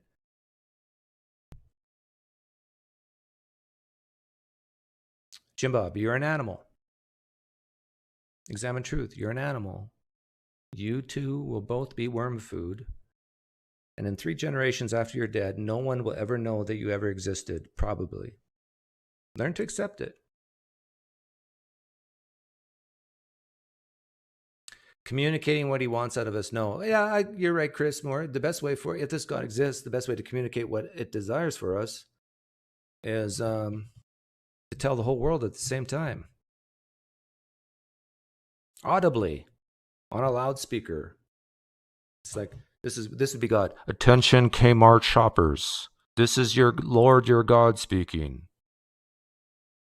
We have many messes in many aisles. We need to clean them up. Get your mops out. Hey, wouldn't it be great if God talked like that?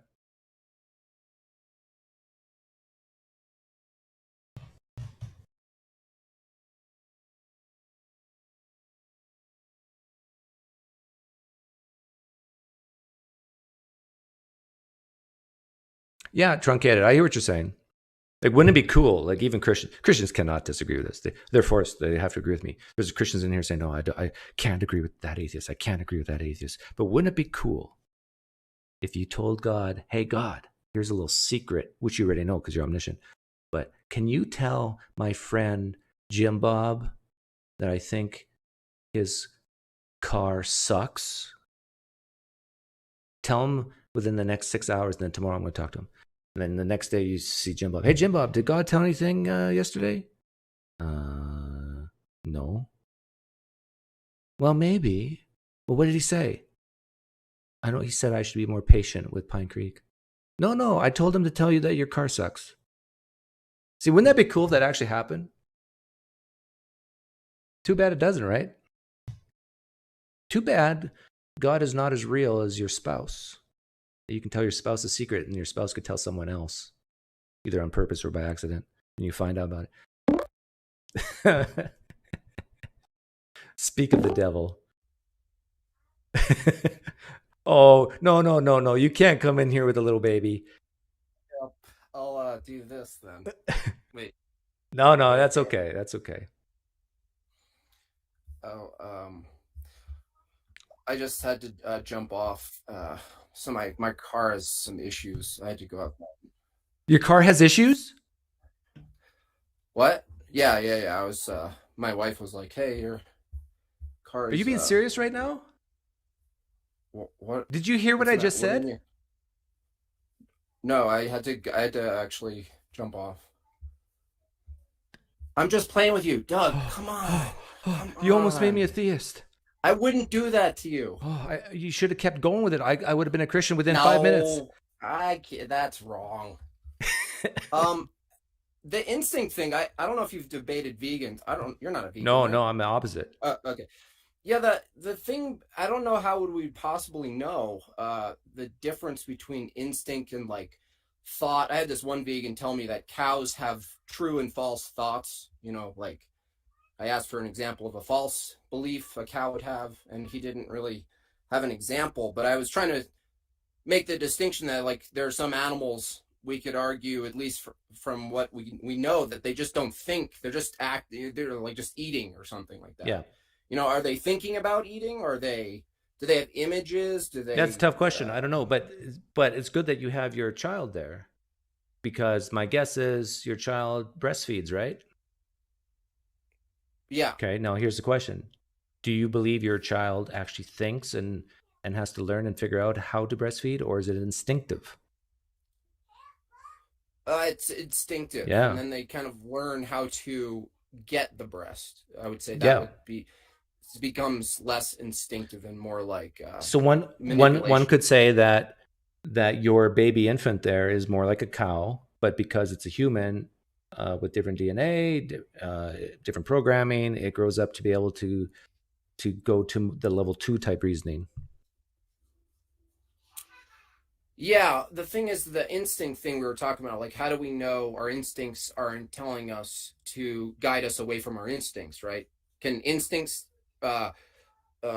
tamper down instincts? For instance, that's in my view, I think you might agree, at least observably, that's what kind of makes humans peculiar, is that we can have all sorts of really carnal, deep desire instincts, appetites, and we can actually reason away from them, even though we want them.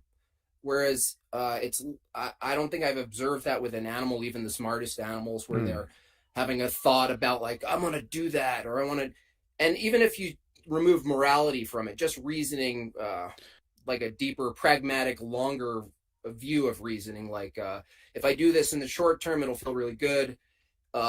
But I don't know how far we can plan in advance, like a year conceptually in our heads. Yeah. And have it be. No, that's a good point. And I think, there's no question we're the smartest animals on the planet. But like there are animals who can show empathy and actually, like you said, they can deny their own desires and give their food to what they view as a more needy member of their tribe. Right. And would like, let's compare like an chimp doing that or something like that. Humans can do that, but then we can do that, and we often do that without any sort of negotiated return. Whereas some animals, you would argue maybe they're getting something out of it, like some network net. I would say net the same for us. But is there any example of when we do something good, right, and the only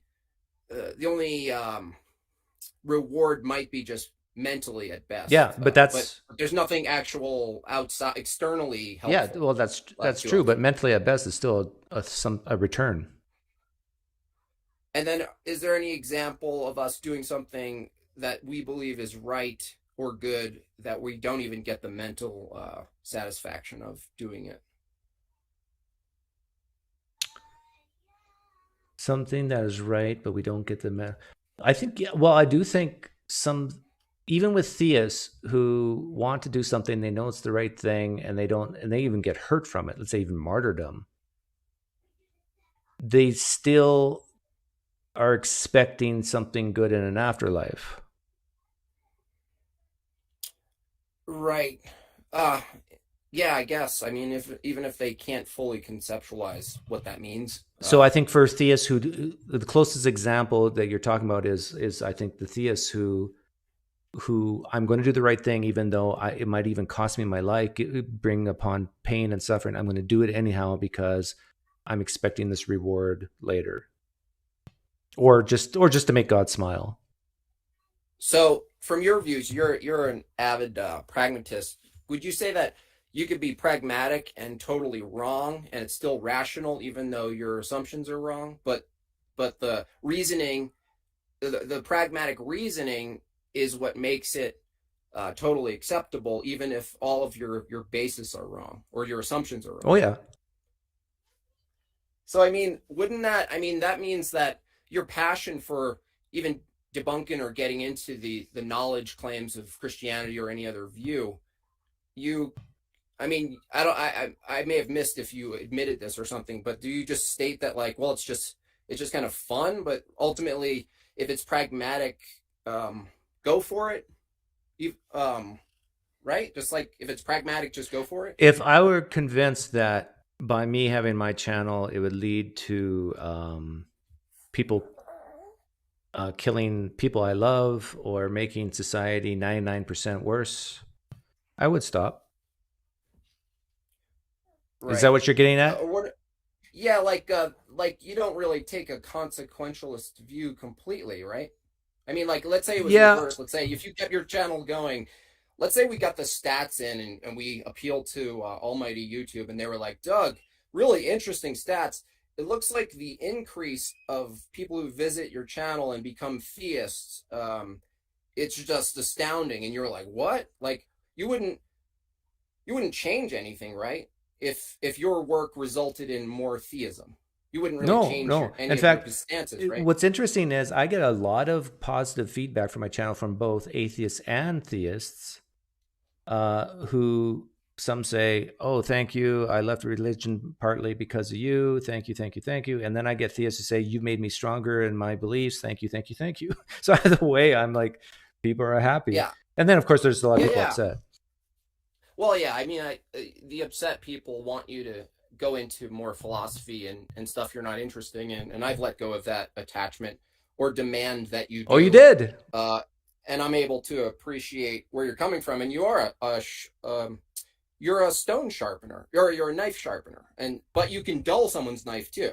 So, like, you have to choose how you're gonna interact with your stuff. Like you just said, you can convert people or away from, or you can strengthen someone, and it really depends how they interact with you, because you've definitely grinded some knives down and dulled their sharpness, but that's what's of value, right? That's why it's valuable. Yeah, but if they're stabbing people with those knives, then you want to dull them down, right? Well, yeah, I mean, if you're gonna make them literal knives, but if you're No, gonna, even figuratively. you don't.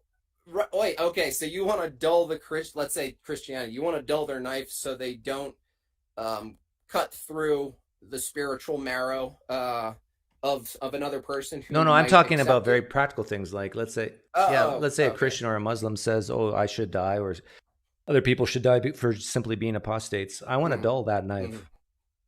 Right, I got it. Yeah. But I got another caller here. That's No problem. it's amazing your child can sleep through all that. No, yeah, no problem. See ya.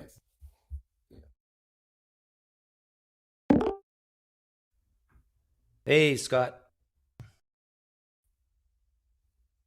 Hello. How you doing? You look like a gamer. Good. No, I do kind of what you do, I guess, but I make videos. Okay. So, yeah. You- I'm not a Christian. I just wanted to, honestly, I saw this as an opportunity to talk to you and meet you because I like what you do over there. Oh, thanks. So, yeah. What kind of videos do you make? Like ex-Christian stuff. Okay. What's the name of your channel? Yeah. It's just my name, Scott Baker. Okay. So, How long have you been doing it? about a year. And it's been a grueling process of trying to figure it all out. Oh, it looks like you're doing well. You got over 1,000 subs already. I'm doing okay, but I could have been doing better if I stayed focused. But it is what it is.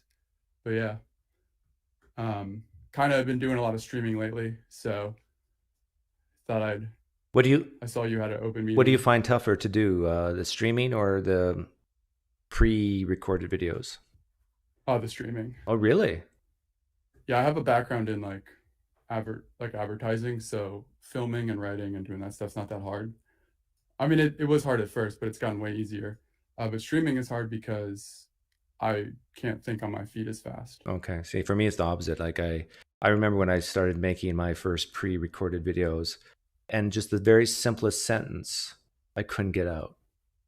Like, oh yeah, it's hard to do that. Actually, to be honest, for like a little bit, I used a teleprompter, but it sounded so fake yeah, that I stopped doing it, and then I just went back to basically what you have to do.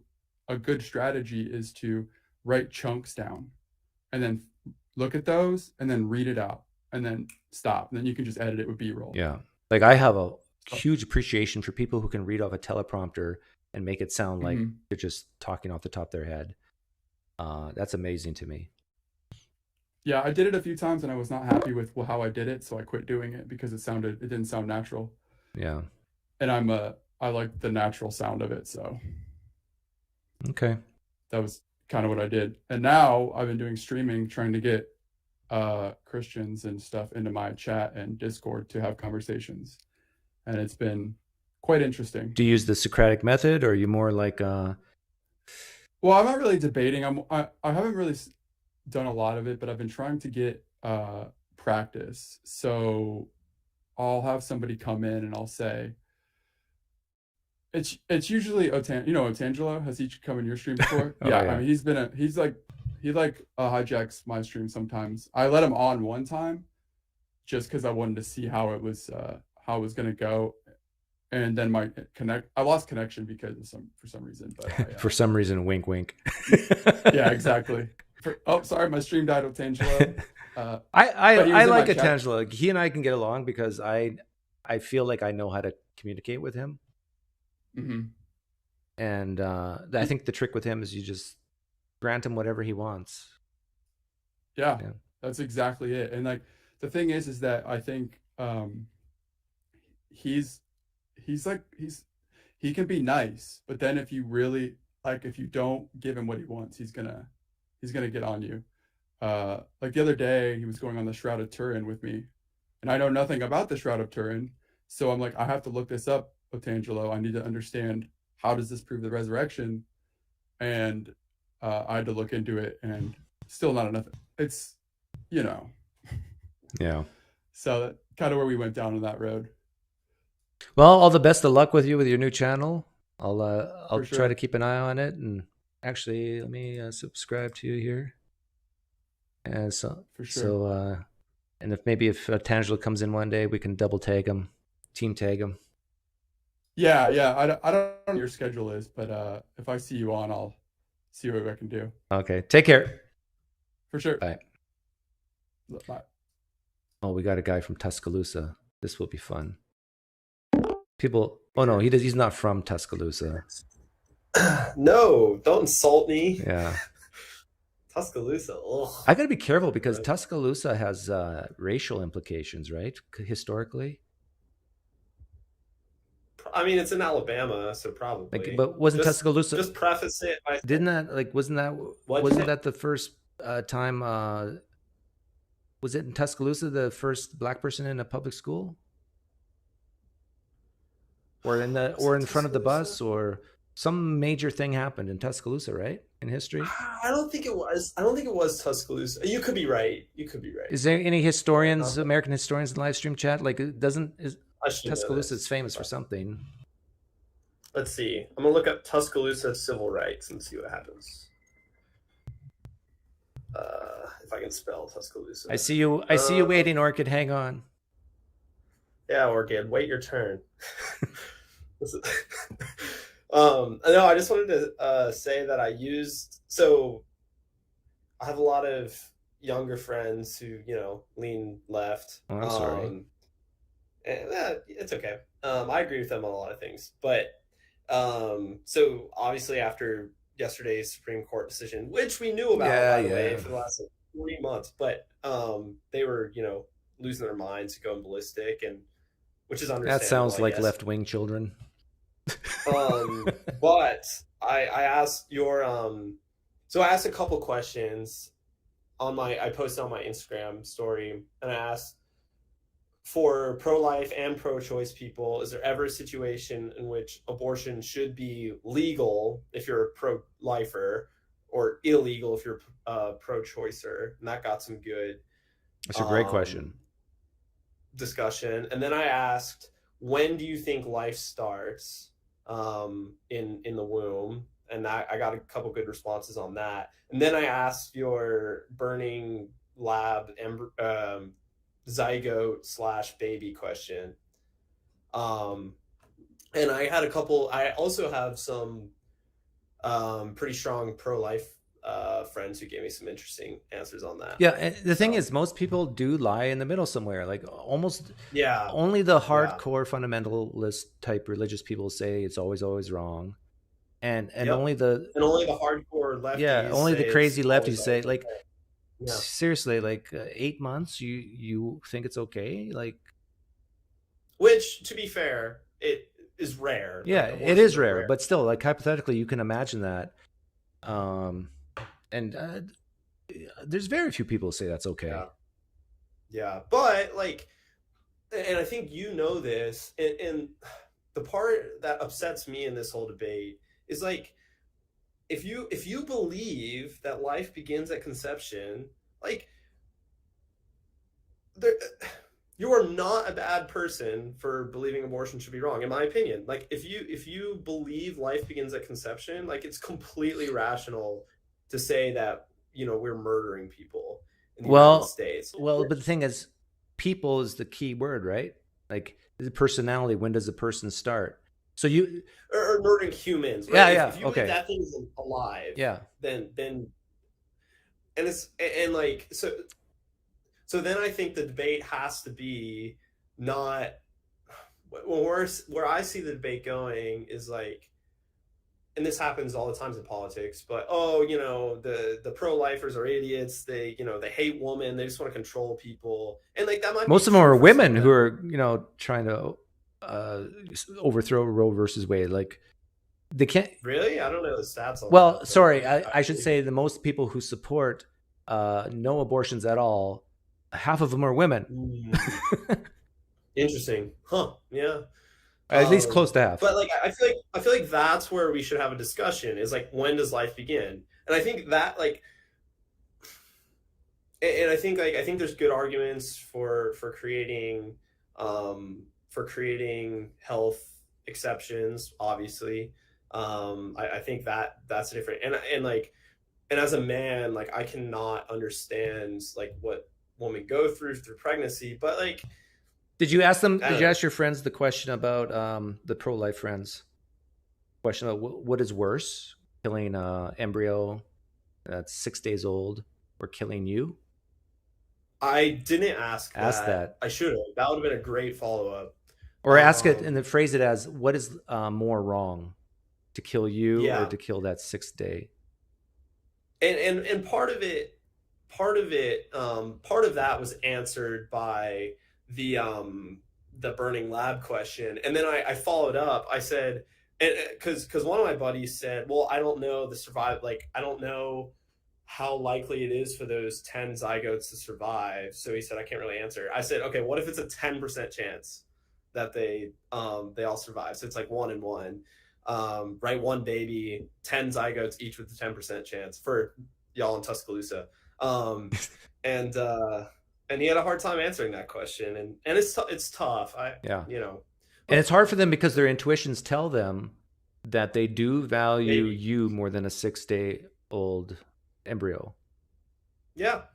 It's hard for them to admit that. So I think it'll be interesting. Obviously, a lot of states are going to be super restrictive and like, do a complete ban, which I personally think is a mistake. I think a lot of other states will go crazy and say, anything is okay, and that, and like help people from other states come in and get them. And, I think what's interesting about this is I actually do think that this will cause the fertility rates to go down, not up. So in other words, people are being smarter. People are being more educated, at least in the United States, just for the United States. So there'll be the unwanted pregnancy rates are going down. Which it's been that way for the last. And it's going to continue forever. to do so. Like men are going to think twice about having their penis being stuck into a woman's vagina, and that's going to. I just thought of this. This is an interesting argument for all the environmentalists out there. The biggest cause of carbon footprint is people just existing. Yeah. So if I'm right about this, by getting rid of abortion, you can actually help the environment. Yeah, if you're right about that, but because people will be more careful and reproduce less. Yeah, maybe, but I think they would argue there's better ways to do that. Because right now, some people get pregnant, but instead of getting an abortion, they adopt or give their child away, or have it, and then they're a horrible mother or father. But this way. Yeah. Well, and that's the point I really appreciate from pro-choice people is like for pro-life politicians, like they do not care, right? Like they're just using it as a political tool to whatever. But the part I push back on is like a lot of, and not all, but a lot of pro-life people like do care about people once they're born. Like a lot of health clinics and stuff, like they're not just, okay, you had the baby, now we're not going to help you at all. Some might, but I think we need more. I think if people, want to go with a solution that gets rid of abortion, like you have to have things in place to help people out, and just in our country. And it doesn't have to be the government, but in our country, we just seem to have those issues. We're just so big and so diverse, and so stratified. So are you more scared to have coitus now? No. Nothing makes me scared, Doug. You know this. But you've played poker with me to know that nothing makes me scared. Yeah, but you suck at poker. Recently, that is true. So it makes me question how good you are at coitus, and if you have to play a million hands before you know how good you are. I know. You're actually better than average. Better than Matt. Matt's horrible. No, Matt's. But no, it doesn't scare you that if you have coitus that you might get a woman pregnant, and in the state you're in Alabama? Florida is Florida, I think, is going to a 15-week, which I think is that's fair. I think that's not horribly restrictive. What, Roe set it at what, 23, 24 weeks? I don't know. Something like that. And like most of the Western, I'm not an expert. I think most Western societies have it at 12. Yeah. No, I think you're right about that. That a lot of I'm gonna have to double check you on that. But I did read something like that somewhere where it's around 12, but they just have better healthcare, so people know faster and they can make those decisions. Yeah, that's the key. You got to. Because that's for me. Like I don't necessarily think life begins at conception, but I don't know if Sure it does. What do you Life say? does begin at conception. Well, then we have to completely outlaw abortion. No. See, this is my take. Human life begins at conception, but it's not that bad to kill it. Yeah, I can't get behind that. I think that's because you're too soft. You're too soft. No, I just believe in the First Amendment. I'm a true conservative. The First Amendment says what? Or maybe not the First Amendment. The preamble: life, liberty, pursuit of happiness. Like the government has to protect our lives. Like that's its job. The government has to protect your life? Yeah, to the best of its ability. I think that's one of the primary responsibilities of government. Hmm. Do you disagree? What else? Well, it kind of goes against my personal responsibility thing. I agree that, if from foreign enemies, but if someone wants to smoke themselves to death or drink themselves to death, they should have that right. Yeah. But they can't have the right to ask me to pay for their health care, though, at the same time. Yeah, but other people, right? Like you don't think in any other circumstance it should be okay to kill someone unless it's for self-defense, right? Like I'm sure there's some circumstance where it's okay. Yeah, self-defense, extreme suffering. What else? A vegetable, like a comatose person. I don't know how I feel about that one. Yeah, like if I was comatose, even if there was a 5% chance I could come out of it, yeah, I think I'd. My wife, pull the plug. Come on. Do you think you should have to say that beforehand? Yeah, it'd be better if you had a will that said that. And most people do. Actually, I don't think I do. Yeah. On that one. Well, you should. But I can just tell my wife, and she can just claim I said it. Works for the gospel authors. Yeah, those are legal documents, so you're good. Yeah, so I don't know. I just feel like in the case of if a fetus is alive, like I just have a hard time justifying. I just think like the government should have a legal right to protect it unless it's endangering the health of somebody else, which it always is. Like pregnancy is dangerous, but I think there's certain parameters. Well, I think it's the moral thing to do to kill embryos because they're going to grow up and most likely find my channel and then reject Jesus. Well, of course. I mean, a lot of the pro-life side hasn't really thought. You asked that to the Muslim gentleman who came on the other day, right? S, I think his name is. Yeah, I remember S, but did I ask that? What did he say? I think you did.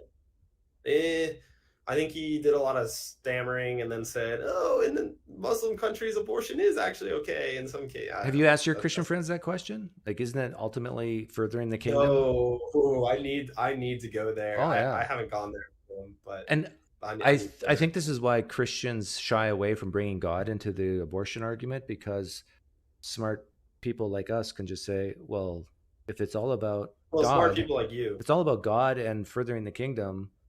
I'm willing to go to hell to save 10. Like if I was an abortion doctor, I'm willing to go to hell to save 10 embryos, because that's just the selfless abortion doctor I am.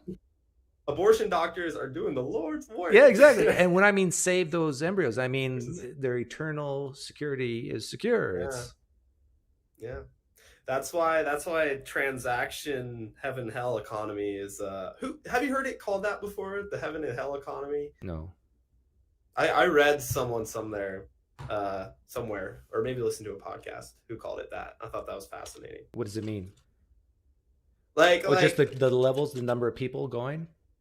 Yeah, it's like that. It seems like a lot of evangelicals, or at least pastors and stuff, are just focused on that and not on like people's quality of lives and, you know, and actually living. You know, it's about, and I can say personally, I've experienced that a little bit. I think it might be a little overblown, but I don't think Christians have a good argument against that.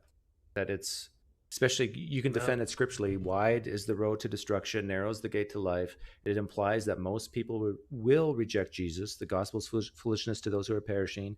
So if you want to further the kingdom, every Christian should actually pray to evil, atheist abortion doctors to do more abortions if they truly care about people's eternal destiny. And never evangelize. Don't go to that. You know, never give a clear presentation of the gospel. Never, because then there's a chance that God might make them responsible for what they know. And then they might go to hell when otherwise they would have gone to heaven for being ignorant. And that's just science. So many plot holes in salvation. Yeah. And I'll let you go because Orchid probably wants to. Yeah, I'll let try again. Whoever's next in line. Okay. Sorry for making them. Take care. See you Wednesday. By the way, if you're listening to us talk about poker and you yourself have lots of money and an interested, if you're a bad poker player and have lots of money, email me and I'll put you on the list. If you have lots of money and you are a good poker player, I will still accept you. But I prefer bad poker players with lots of money.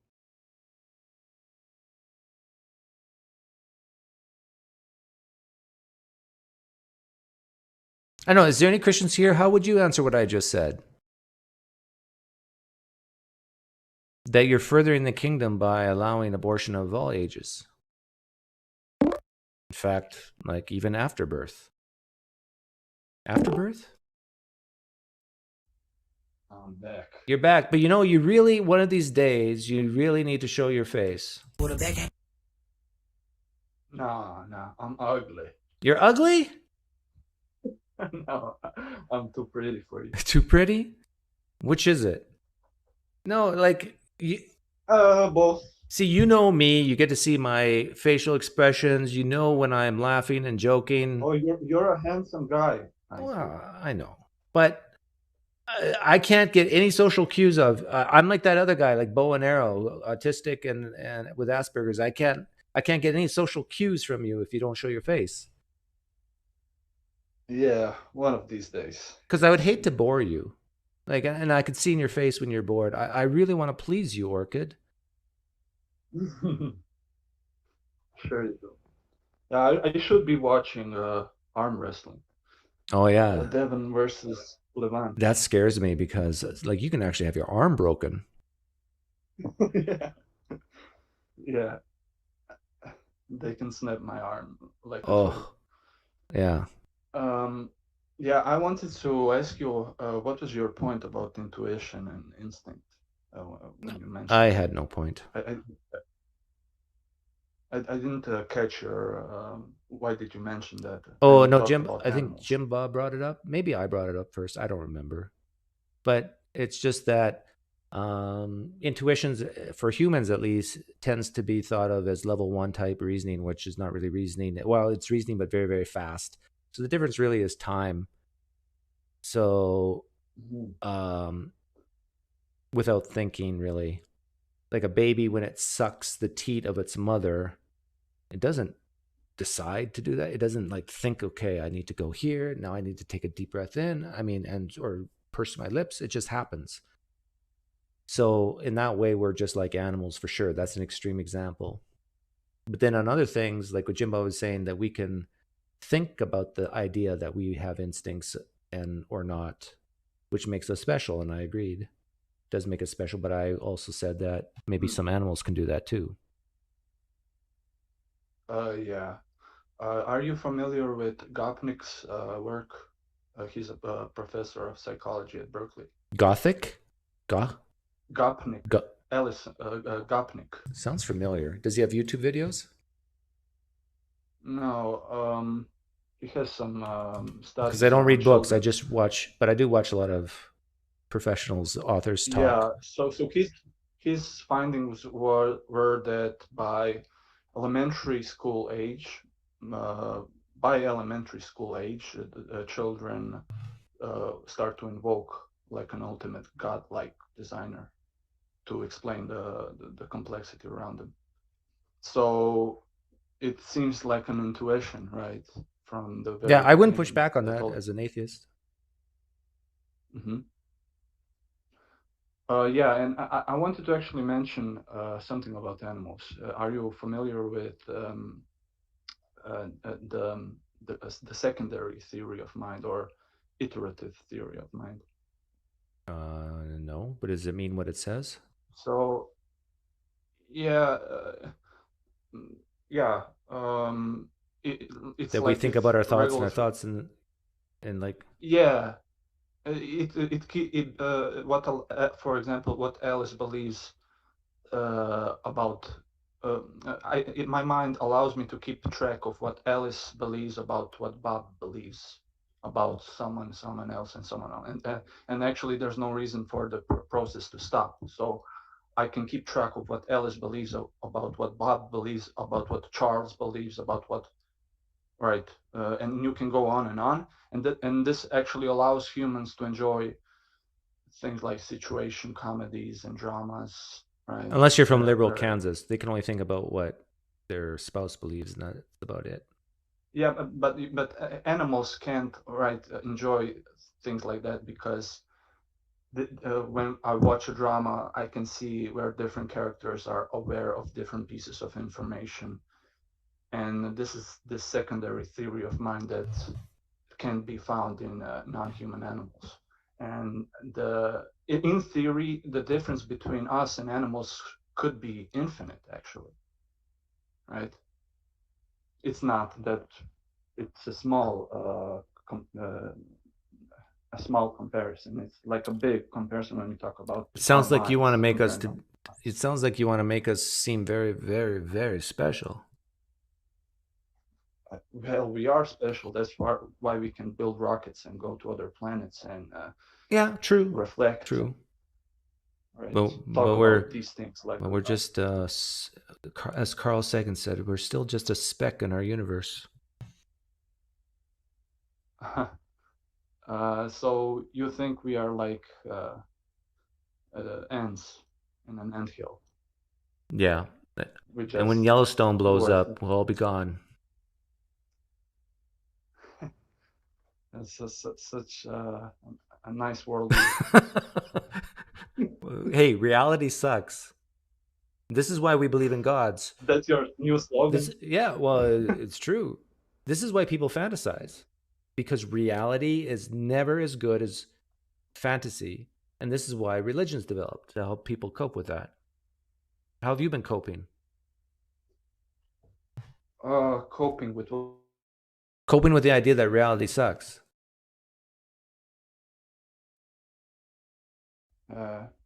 Wait a second. Coping with what? That reality sucks. That, for example, tomorrow. Yeah, it does. After we get off this call, you might start coughing up blood, and go to the doctor and find out you have stage 4 cancer and have 3 weeks to live. That literally could happen. And then within 100 years from now, nobody will know who you were, what you did, and what you said, and that's that. Reality sucks. But if there's hope that you can go to some eternal place where you can see your old friends again, that gives you hope. And so what I just said could be true about you dying of cancer, yet you have something to look forward to. Fantasy will always beat reality. Yeah, it gives hope, definitely. I mean, when I observe this world, I see that everything is twisted, right? Doctors are destroying health, lawyers are destroying justice, like big cities are destroying communities, mass-produced food is destroying our bodies, universities are destroying knowledge, government is destroying freedom, everything is upside down. Well, but let's not go too far. When I say reality sucks, there's still good things in reality. There's still like I watch Disney on. You have Disney Plus? Can you do you know what that is? It's a subscription. Yeah. I know. So once you get a job and can afford Disney Plus, I recommend getting it. And I watched Harmonious Live. It's like a live stream of a show they put on at Epcot. To me, stuff like that is what makes life worth living, because the beauty of the scenery and the music is amazing. The fine arts of life is what makes life worth living, and it's still based in reality. It's the hard sciences like me. It's what makes the rockets go up in the air and do the fireworks and all the technology work. So we need each other, the fine arts and the hard sciences. So you can still have good things within. We know that our Earth is going to die up someday.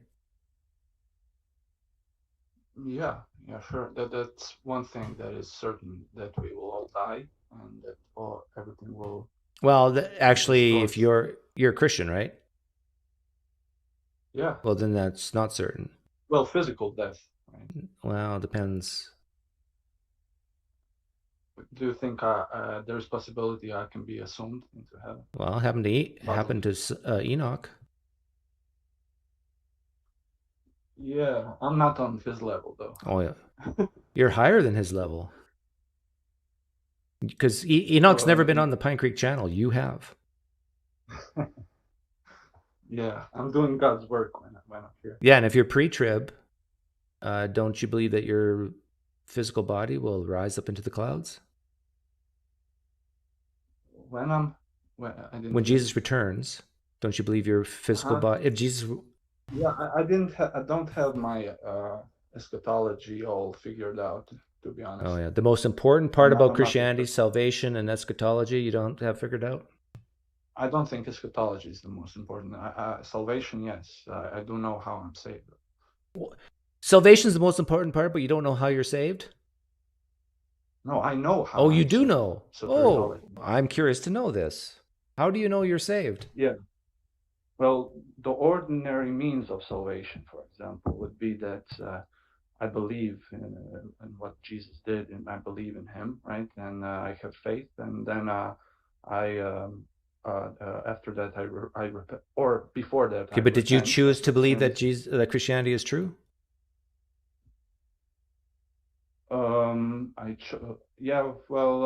Repentance is something that God gives us.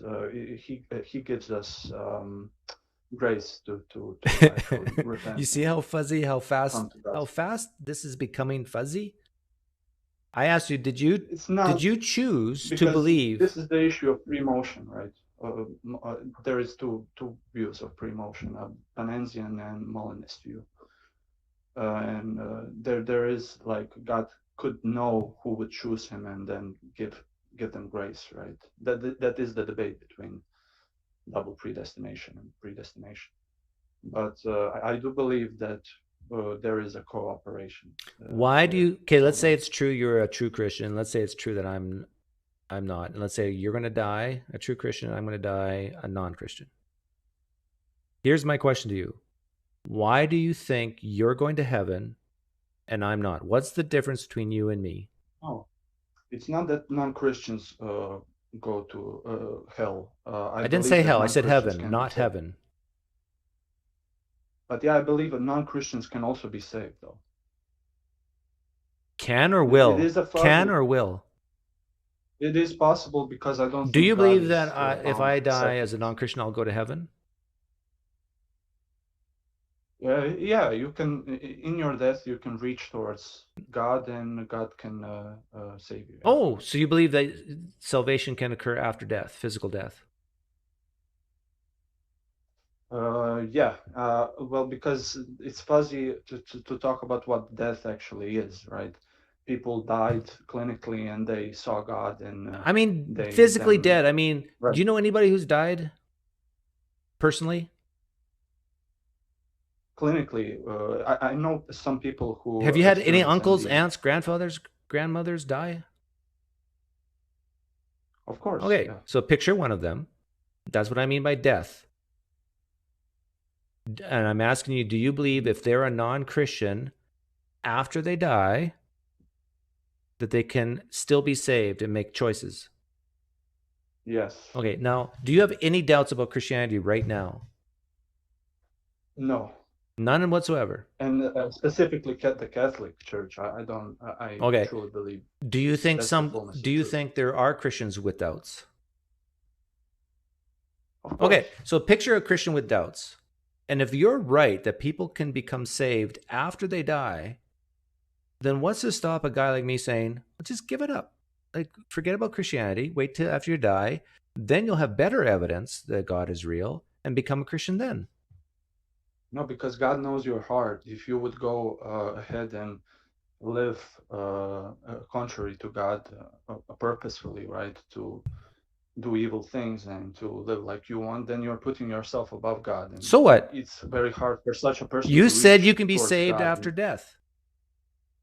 Yeah, but not everybody. It's a specific person that wants to be good, wants to be with God, right? So those who don't want to be with God, they will choose. Right, but hell. let's say there's a They person will. listening right now who really doesn't believe God exists.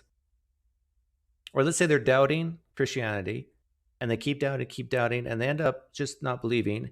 And they're listening to us right now. And let's say they say to themselves, hey, Orchid could be right. After I die, I'll have better evidence. I'll still be conscious, and I can see that I'm, earthly dead, but I'm still alive.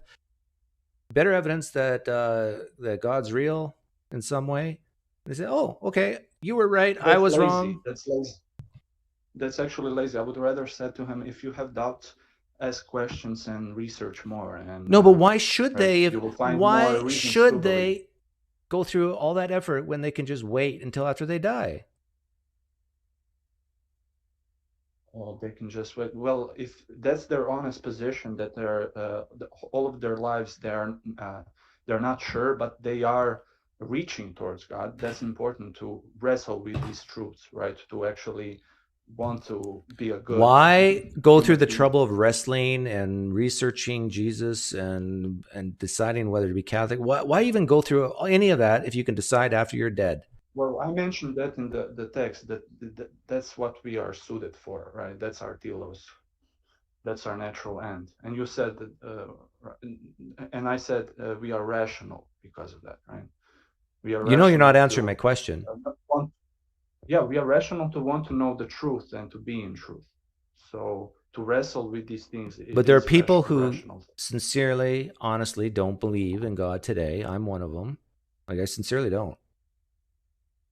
Now, if someone who says, okay, yeah, there could be a God, but to me, the evidence is not sufficient to believe in one, whether they're right or wrong is irrelevant. If you're right that you can change your mind after death, why not just wait to die and then make a decision after death? Because that mentality, I would say, is dishonest and wouldn't get you to heaven. Because that's not an honest mentality to have, to say just, well, I'm going to do what I want because I will see when I die, right? That's not the best. Someone can honestly say, I don't believe in God because I don't think the evidence is sufficient, reject God and everything to do with Jesus, and then change their mind after they're dead and say, oh, I was wrong. My mistake, God. But now I'll serve you because I know you're real. When I said it's possible, I didn't say that's the best position to be in, right? You're in a gravely deficient situation and you're in danger of what? Losing your salvation. What's so bad about losing your salvation? When you don't do good things and when you are not abiding in Christ and in His church, you are free in the world and you can be deceived by Satan, by demons. You can't be deceived as a Christian? Your desires. Your fleshly desires. You can't be deceived as a Christian? What? Of course, in certain things I can be. What advantage do you have as a Christian that I don't have when it comes to living your life? I'm in this church, in this theandric organism, the church. So? where I receive graces from God, and I'm I in a can poker tournament abide in twice a Him, week and where I He receive can be intimate. where I receive my bounties Yeah, and that's blessings. fun times. Yeah, fun. It's temporary fulfillment. Well, yours is temporary too. The Catholic Church is going to die someday. Well, the church will live forever, actually. Well, you're going to die someday. And the church, the earthly church, just reflects what is happening. And when I die, my poker legacy will go on. No, it won't. No, because everything will burn. The whole thing will burn. Will burn. Yeah, you will go back to the dust. Oh my goodness. This is so ridiculous, this conversation. Why? Because you're just making stuff up. Why is it? What do you value most in your life? Did you ask that question earlier in the live stream chat? I answered. Yes. Yeah, I said my children. So basically, your family, right? Yeah, my children are my family, yeah, and my wife. Yeah. So why is it ridiculous for you to for you to see Christians value this heavenly family that will be together forever, and that's something? Oh, the idea is maybe not ridiculous. The question is whether or not it's true. So I have pretty good evidence my family exists, and that we have a house that we live together in. Yeah, I also have a house. It's called a church, and I enter the church, and there are. Oh yeah, I have no doubt that you have a house or a church. Yep, but that's not the point. The point is, I see them there. They are my family, and yeah, great, good, and they worship God. Excellent, no problem. But I got the sense that you were talking about your heavenly family in heaven. Well, we are the church militant, right? So when we are worshiping on the liturgy, there are angels and oh really? We are surrounded by saints. Yeah, I do believe so. How could you test if you were right or wrong on that? How can I test? Yeah. With instruments, like physical instruments. In any way, how would you test that?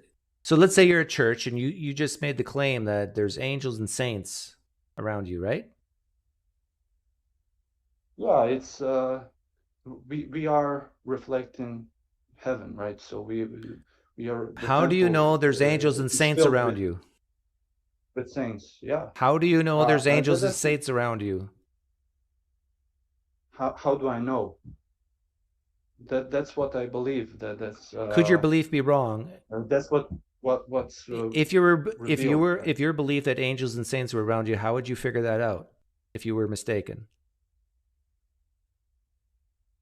There's no instrument to test there are saints. Are you saying there's no way to falsify that belief?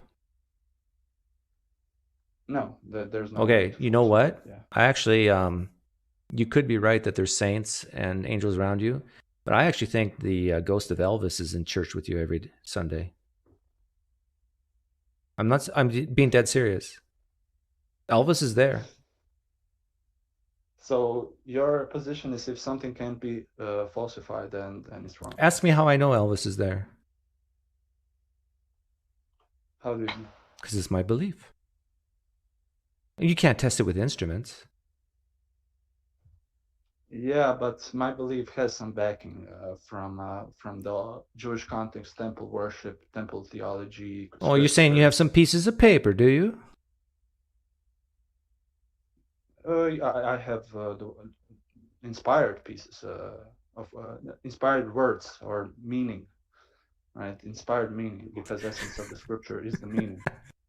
Come on, you can hear your own self-talk, right?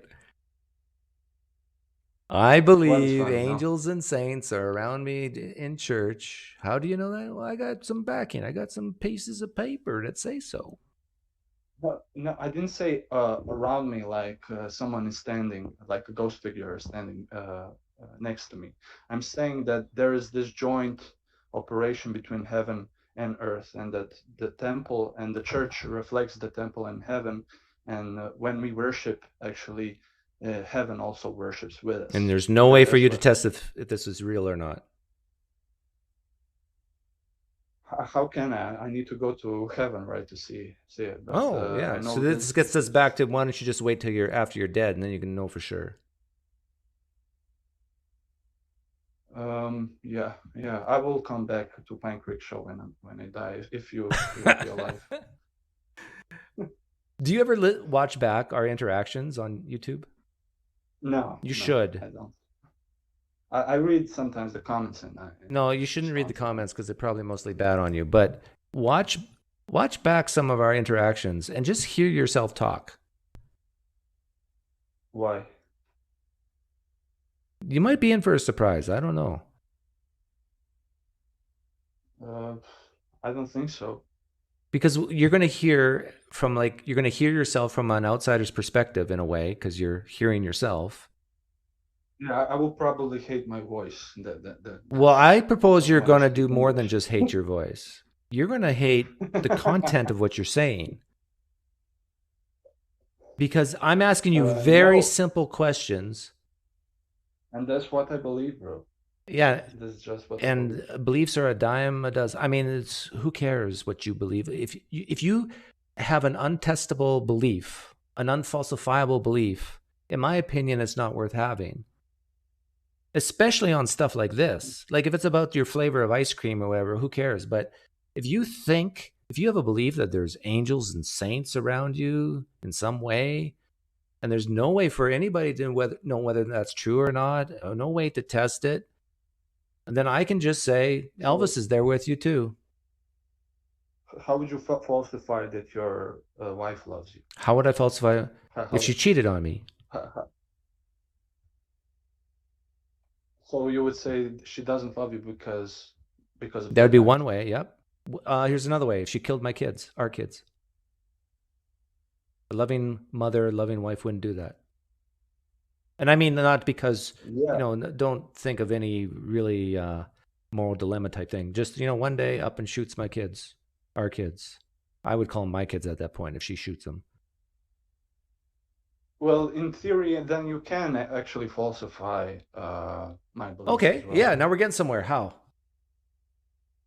Well, if sky was split open and there would be like a huge voice that would start saying things contrary to what I believe, and then this figure would descend, right, and would start walking on water, and I'm seeing this figure, godly figure, and he's saying, well, this and this is wrong, and this is, and then I would like, it's probably better for me to listen to this guy because he just that's pretty good, extraordinary evidence, isn't it? Yeah. Okay, so now here's the question. I agree with you. No, but here's the question. Is your default position to believe that there's angels and devils and saints around you until proven otherwise? Or is your default position is that none of those are around you until proven that they are, like with what you were just exactly talking about? What's your default position? My default position about what? About these angels and demons and saints around you is that that's my position because I read a lot about temple theology and what Jews believe. Who cares what Jews believe? That doesn't mean it's true. Well, I do think that they were led by the Holy Spirit. Why do you believe they were led by the Holy Spirit? They were the chosen nation. Why do you believe they were the chosen nation by a God? They produced half of the book, I think. Because a few authors existed that called themselves Jews, and then you believe God had something to do with it? Come on, Orchid. They did have authority, like Moses did have authority that came from God. How do you know that Moses had authority that came from God? From history, from... Be specific, Bob. Revelation, special Be specific. Revelation. Revelation's a dime a dozen. People make claims that a God reveals stuff to them all the time, and it's not true. What makes you think history, so surrounding documents and the scripture itself. Documents like Mishnah, Gemara. There's documents and scriptures all around the world about false religions that you don't believe in. Why do you believe this one's true? Because of evidence. What evidence? Be specific. So let me give you a thought experiment. Let's say that there is a flat earther, right? would you doubt your belief in the globe Earth if because of a flat earther? No. Okay, let's say there is a third person that comes and says the Earth is a cube. So why do you believe the Earth is a globe? Why don't you believe that Earth is a cube? Because I've seen pictures of the globe. Well, how do you know that these pictures are not fabricated as a flat Because they earther come from said? different cultures and biases all around the world. Well, of course, you're giving me evidences now, motives of credibility, right? Yeah. That's what I'm trying Did you to hear? tell Did you hear what I said? Why I believe in What did I Christianity. say? What So was my you- answer? Repeat back to me. What did I say? The reason why I believed it, that it was a sphere. Because You gave me motives of credibility. no, be specific. What did I say? Were you listening to me? Yeah, you said how many cultures Yes. attest to something. And I'm biases. saying, yeah, many people attested So- to this and this. So and this, people right? of different cultures and biases agree that the Earth is a sphere.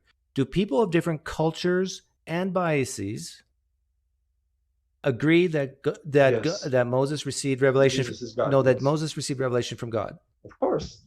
Of Yeah, Islam, Christianity, Jews all believe that. I got you on this one. you think all biases agree with that? You mentioned Abrahamic religions. Yeah, all culture. There are Hindus that believe that. There are Christian Hindus. What about Taoists? What about Buddhists? Also, What about atheists? there are Christian Buddhists. There are Christian Buddhists as well. and in Jesus, there's no way that's true. Jesus is saying, "I'm right and you're wrong, Doug." Do different biases Jesus and is- cultures around the world Jesus agree is that on my Jesus is side. God? Yes or no? Yeah, different cultures. All of them. People from different cultures, all saying the same thing. Billions of people. Let me repeat back the question I just asked. What did I just ask you? Are different cultures from around the world saying the same thing, basically? I asked you, do different cultures and biases agree that Jesus is God? Different cultures and biases. What do you mean when you say biases? Do atheists, Muslims, Jews, Hindus, Buddhists, whatever, say that Jesus is God? No. So what's your point? Do Jews, Muslims, atheists, Does Hindus? a flat earther say? No, hang does a on, flat hang earther on. Say that it is a God? I was going to repeat What's the I was point? going to repeat the question for the spherical Earth. I'm saying that the majority of different cultures and biases agree that the Earth is sphere. Sure, you have outliers like flat earthers. But the Earth cubers, the people that believe that there is no end to the Earth, there are many beliefs. Do they say that the Earth is a globe? No. Oh, you have a problem there, Doug. I just said there's outliers. Yeah, There's even some. There's even. outliers. I met a Muslim who believes in a Trinitarian God. So there, you're going to get crazy beliefs in everything. But I'm saying that people around the world, the majority of them who look at the evidence, do not conclude that Jesus is God or that Moses got revelation from God and blah blah blah blah blah. Majority. So you go with the. Well, no, what I'm saying is that when you have people of different cultures and different biases coming to a common conclusion, I think you can put more weight on it. But when you have, it seems like only Christians thinking Jesus is God, and Trinitarian Christians only, and everybody else saying no, not even the Muslims and Jews believe that, then maybe you should take a step back and say, maybe I'm wrong. So when you say only Christians, you mean only 4 billion? 4 billion. Oh, come on, Orchid. That's it. You think there's 4 billion Christians? That's only Christians. You think there's... Yeah. Okay, now I'm sorry to say this, but now I think your IQ is low.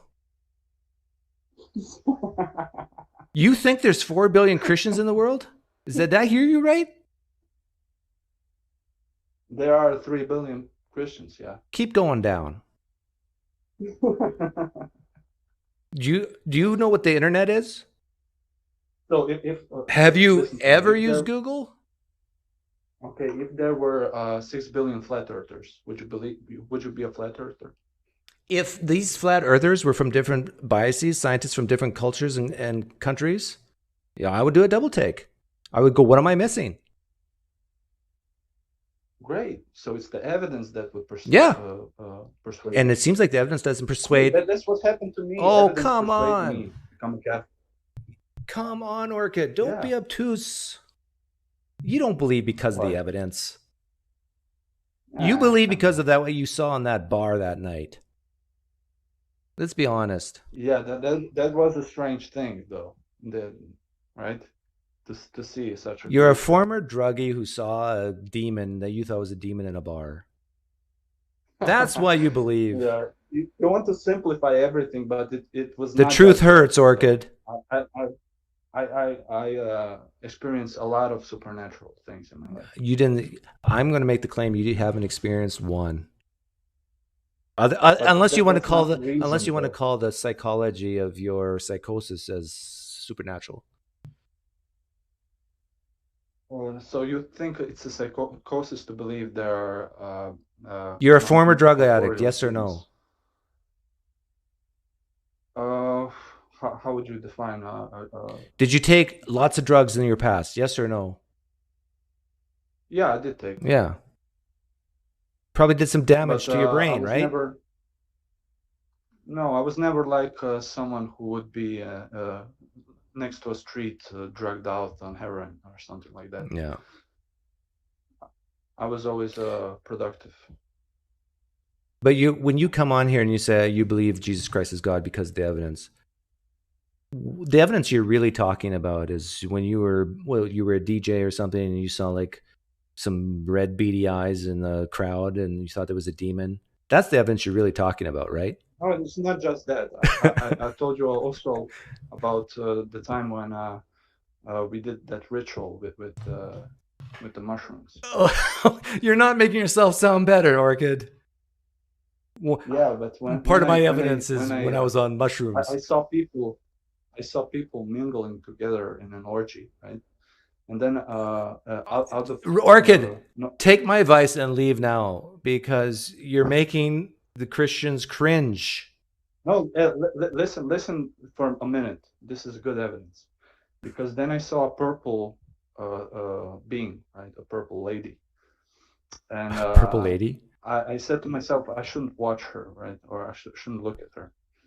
And after that, I typed in, because I saw this red kind of beast kind of thing and this purple lady, and I typed it into Google, and what I found is John verse about the purple horse and the scarlet beast. So that's the first time I saw something that where the Bible corroborated with something that I experienced. Right. Have a good day, Orchid. That's a good evidence. Have a great day.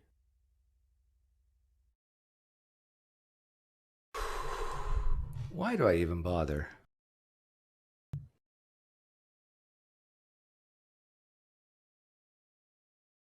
No, he didn't see Grimace. He saw what's the fat purple lady in The Little Mermaid? Stop being rude and let him finish. Hey, Ray Moly, you can leave.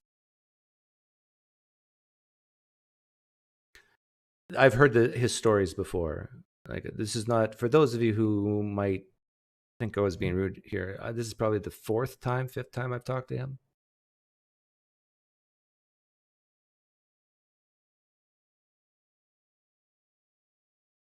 Just the fact I let him back on my stream makes me a saint. Speaking of saints, yeah, the only saint around him at church might be me.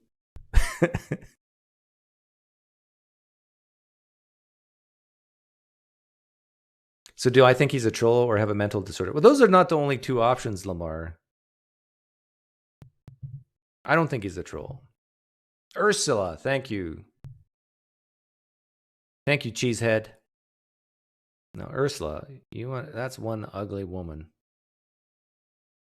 When I go to Disneyland and go on the mermaid ride, my wife has to cover my eyes when we go by Ursula. Otherwise, I have bad dreams. Yeah, no-go zone.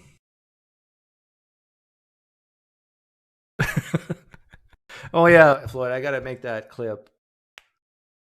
No, I don't want to talk about that now. But yeah, I need to juxtapose that with. I'll do that. I'll do that. Hopefully by next week.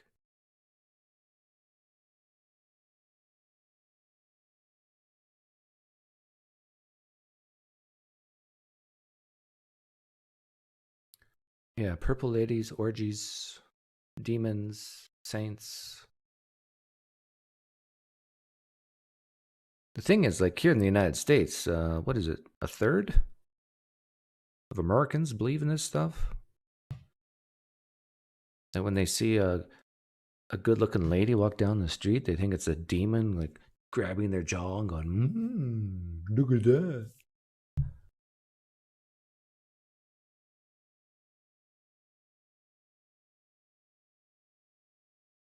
Stephanie Trenton, are you a Christian? I think you are, right? Shrooms for the win. I want a new Christian to come in. A real one. I'm tired of all these phonies.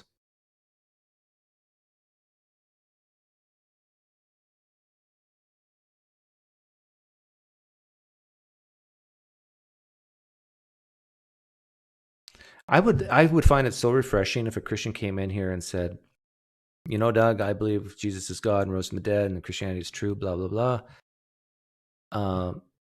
But I believe it on very weak evidence. I think it's insufficient, but it really just makes me feel good inside and gives me hope. And I'd rather live my life that way. And I don't care if you believe it or not. I would stand up, applaud. I would love it if they just admit that, hey, I'm weak, I'm needy, I need this to go throughout the day. Every experience that I think I have of God and of Jesus can easily be falsified. I mean, like doubted. It makes me feel good. And I got a great Christian community, and there's, a chance that it's all just garbage, but I'd rather just believe that it's true. And if I were a Christian and I came on my own channel, so the Christian Doug versus the atheist Doug, that's what I would say. I would say the historical evidence is pathetic. And if I say it's good, I'd be special pleading because I don't believe the other claims in other religions that have similar evidence. But I just it's crazy, but I just need it. And that's that.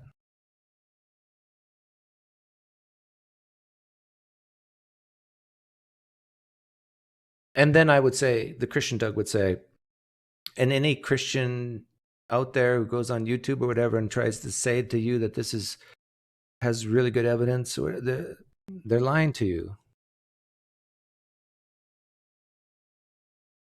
But they're not lying when they say they get comfort from it. And so, Doug, just give them some grace, leave them alone.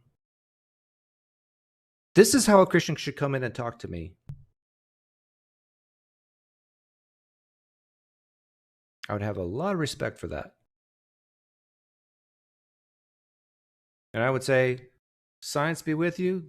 Go and sin no more. Your sins are forgiven. Way to go.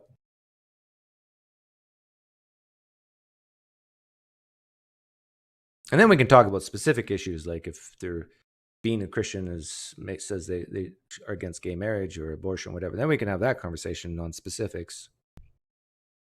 But the general idea, who, you know,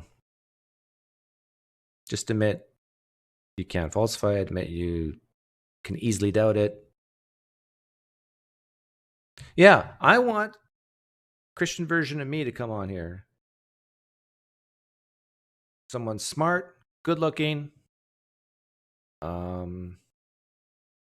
of under 25. I want a Christian to come on with a BMI of under 25. I want a Christian to come on who can do, I don't know, 6 reps of 6 plates.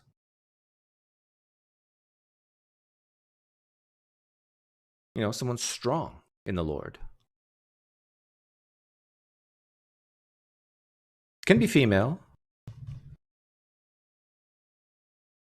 If you're a female and you can do 6 reps of 6 plates, I definitely want you on. I want to see you. Yeah, exactly, Bob. I want a Christian version of me who's very modest, humble, loving, soft-hearted, kind, alive inside.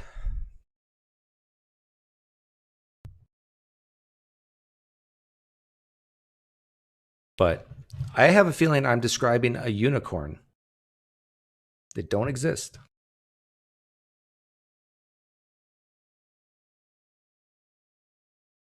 I will take a lie detector test on my testimony. Scott, come on in. What's your testimony? Did you see a water-soaked napkin light on fire? Did you see someone who has been dead for years come back to life? Did you see an amputee get their limb back? I want to know. Are my abs popping yet? They're coming through. I don't want to give any sneak peeks. But I've made progress. Should I show the picture of my before picture? It's embarrassing. So embarrassing.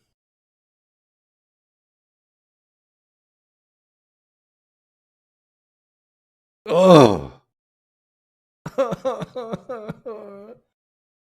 Oh no. I have to show this to win the competition. At least I'm better looking than Ursula.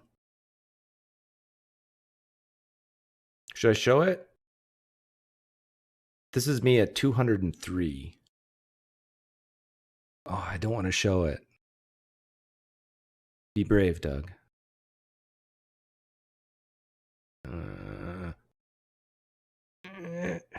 My hand doesn't go up. This is like doing reps.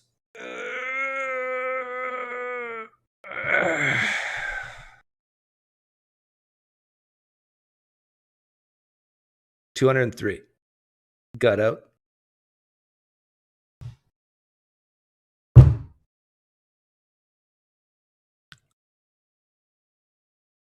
Oh no, Bob Smith.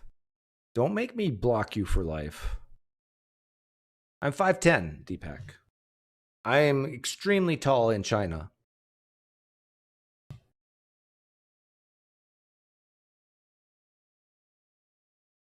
Yeah, but 203 at 5'10" is not good. Not good at all. But now, today...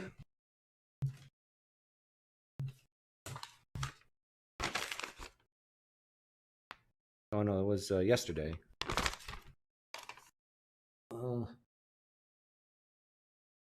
180, what does it say? That's not right. What does it say? Yeah, 178.2. Day 69. Yesterday.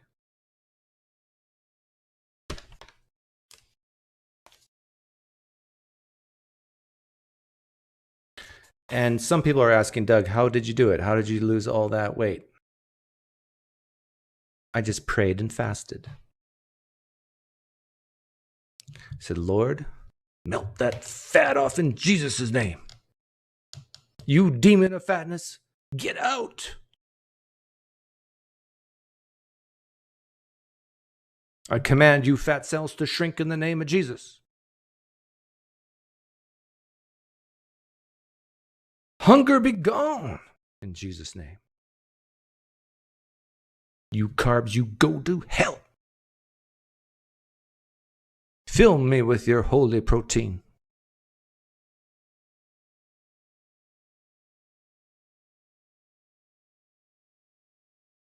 Yeah, keto and fasting works. Keto and fasting works way better than prayer. In fact, I dare anybody who's 5'10" and weighs about 203 pounds to change nothing in their exercise, change nothing in their diet, and just through prayer, try to get down to 178.2 in 69 days. If you can do it, tell you, good evidence for God.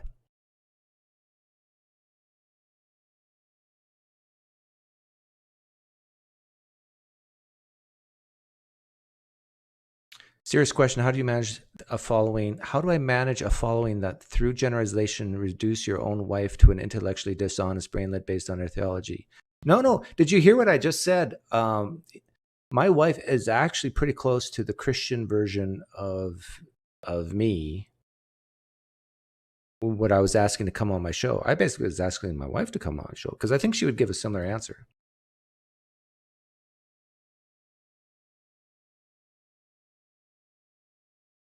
Meaning being honest that this thing called faith is, basically what she has.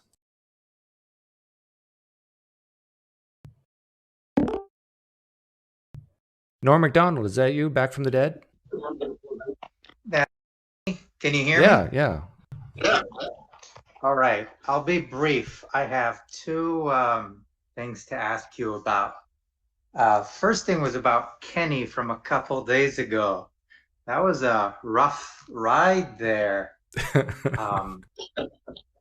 I noticed one thing he was saying when you were asking about the Quran and comparing his personal testimony and his changed experience with Malcolm X. And when the Quran was saying it's the word of God versus the Bible saying it's the word of God, he was saying, no, that's different. And you were saying that special pleading, but he responded to that by saying, that's your problem, Doug. You're saying everything is the same. And that's the moment where he came out and he sort of admitted that for him, he's treating the Bible as it's special. And PineCreek, your mistake is you're treating everything as if it's equal. And your problem, PineCreek, is you're treating the Quran and the Book of Mormon and the Flying Man's Holy Testament as if they're all equal to the Gospel and the Hebrew Bible. But they're not, Doug. The Hebrew Bible plus the Gospel are all much superior than everything else. And that's how you need to approach it in order to be on Kenny's level, because it's all special. And what's the question there? Do you think that's still correct? Or am I bloviating? Oh, yeah, that's what he would say.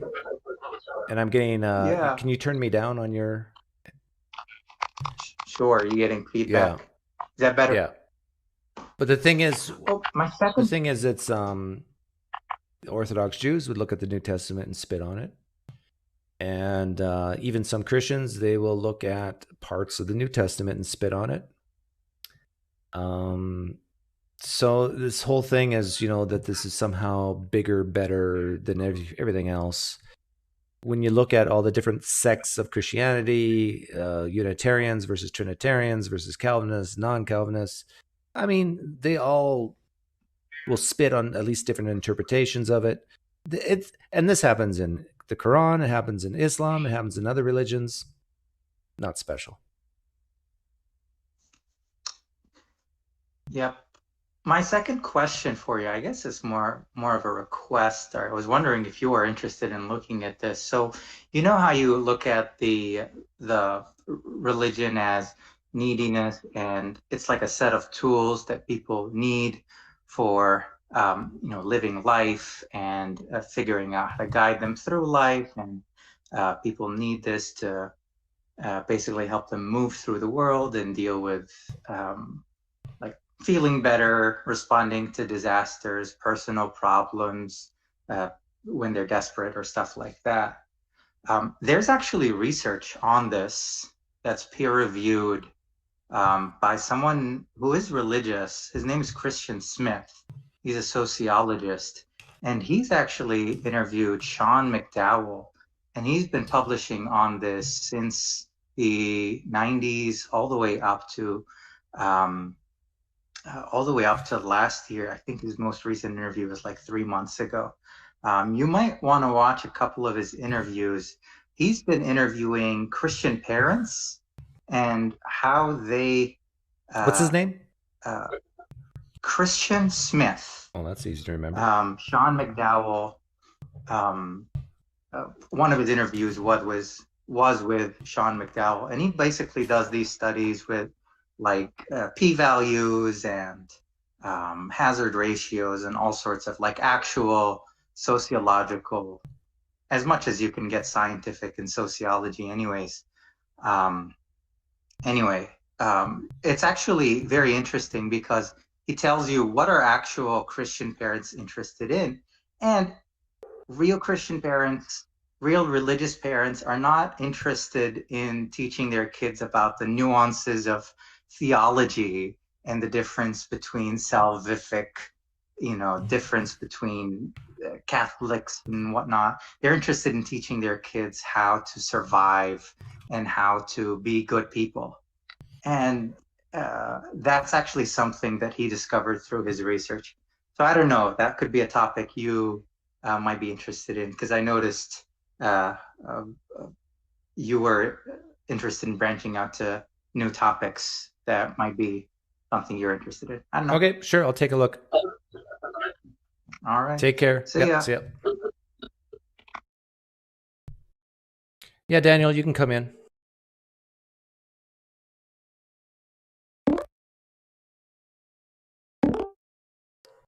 Hey, Dan. Can you hear me? Yep, I can hear you. Hey, it's a pleasure to talk to you. I've been watching you for some time now. I've really appreciated your perspective. It's been very useful for me. Okay, well, thank you. What did you want to talk about? Well, I'm hoping that maybe you can help me introspect, because I'm also someone that came out of a very long life of Christianity. And I'm also somebody who, in their adulthood, looking back, I feel like a way that I've been processing what I've been through with Christianity has been through this kind of like YouTube appetite of people talking to each other about faith and things. And really quickly, there's a story that I read about after the collapse of the Soviet Union, and especially in the older generations, as people began to like move out of the former Soviet Union, older generations started watching a lot of documentaries about their old lives, and they didn't seem to care about whether or not it was propaganda. They were just always like reaching back and trying to re-experience some core truth to what it was that they had experienced in their childhood or in what they saw as the peak of their lives. Not ideologically speaking, but like, hey, can you hold for 1 second? Can you? Please, yeah, I gotta go do something. For some reason, my dog is not listening to anybody in the family but no. me. No, do your thing. Do your thing. So hang on. I'll hang up.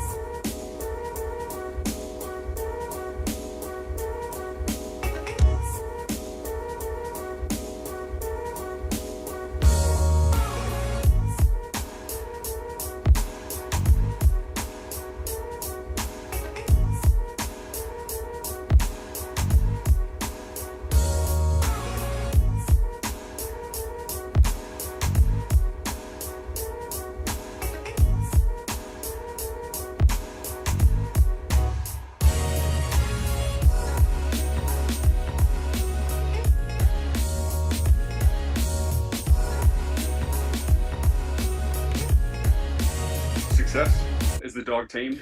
I don't know what's going on. It's just very recent. Like, it seems like my German Shepherd will only listen to me and no one else in the family. Which is I've got a bird and a dog, and that's the bird for me. The bird only listens to me, nobody else. I'm the one that has to go around and take care of the bird. Yeah, like we have a pool, and so the dog will jump in the pool, and then which we don't mind, but then she can't come in the house right away. And then when it starts barking, I don't like to disturb the neighbors, so I bring the dog in right away, dry her off. But you're just too likable, Doug. That's your problem. You're just. But no, your dog only wants to talk to you. It's a bad thing if she will only listen to one member of the family. Like it's not like she's mean or mad at the family, but she will only listen to the alpha. That's good. But anyhow, so okay. Well, yeah. I trust that you're picking up what I was putting down. My question to you is, or maybe from my perspective, listening to you, I think I can see the new me talking to the old me a lot in your conversations, and that's why I'm listening to them a lot, because I think I'm still processing.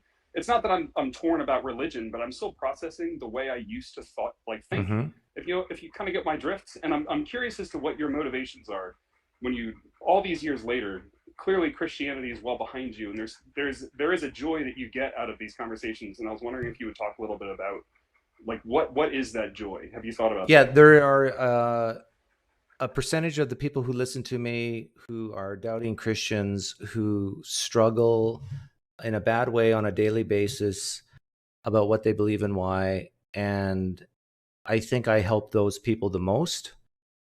Saying that it's okay to doubt, that it's okay to not fear these concepts of hell. It's okay to even say to yourself, maybe the Bible isn't God's word, things like this. And then whatever conclusion they arrive at, that's fine. And so I think I do help Christians like that. That's probably a big motivation. Another motivation is just, I still enjoy it. I still enjoy talking about these issues for the most part. Sometimes I don't enjoy it, and I do enjoy kind of that deer in the headlights moments when you ask a Christian like very simple questions of why they believe things, how they got there, and I think they can hear themselves and see themselves just being caught in the headlights and thinking, oh crap, what's happened here? And it's actually good for whatever belief system you hold to have those moments. Like even me, like I completely agree. As a naturalist, there's some stories I hear from theists, and I think to myself, if this actually happened, if this is actually true, this is pretty amazing.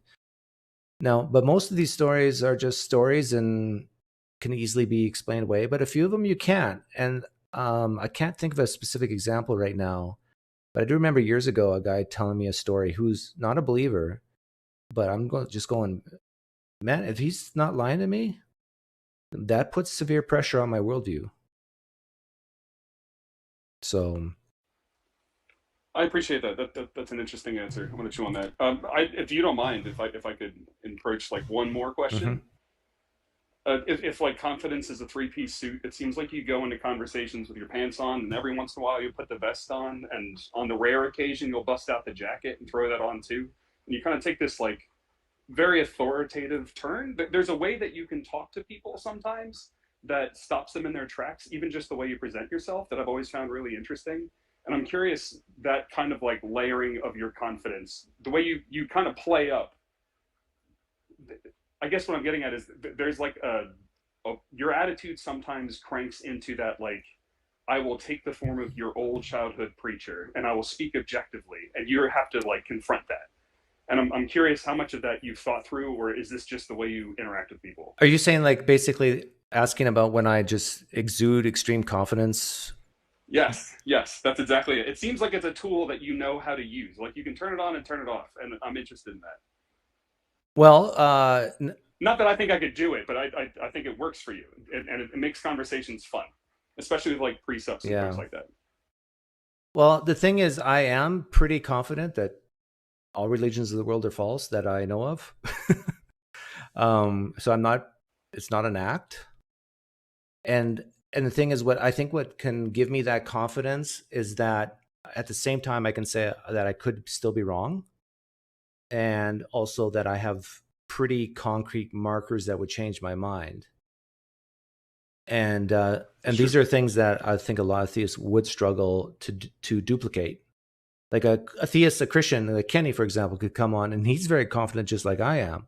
But the difference is when I ask him questions like, what would change your mind? Is it possible that Christianity is false? He can't answer those. And like, he can't say, no, yeah, it's possible Christianity is false. And yeah, here's what would change my mind. He can't do that.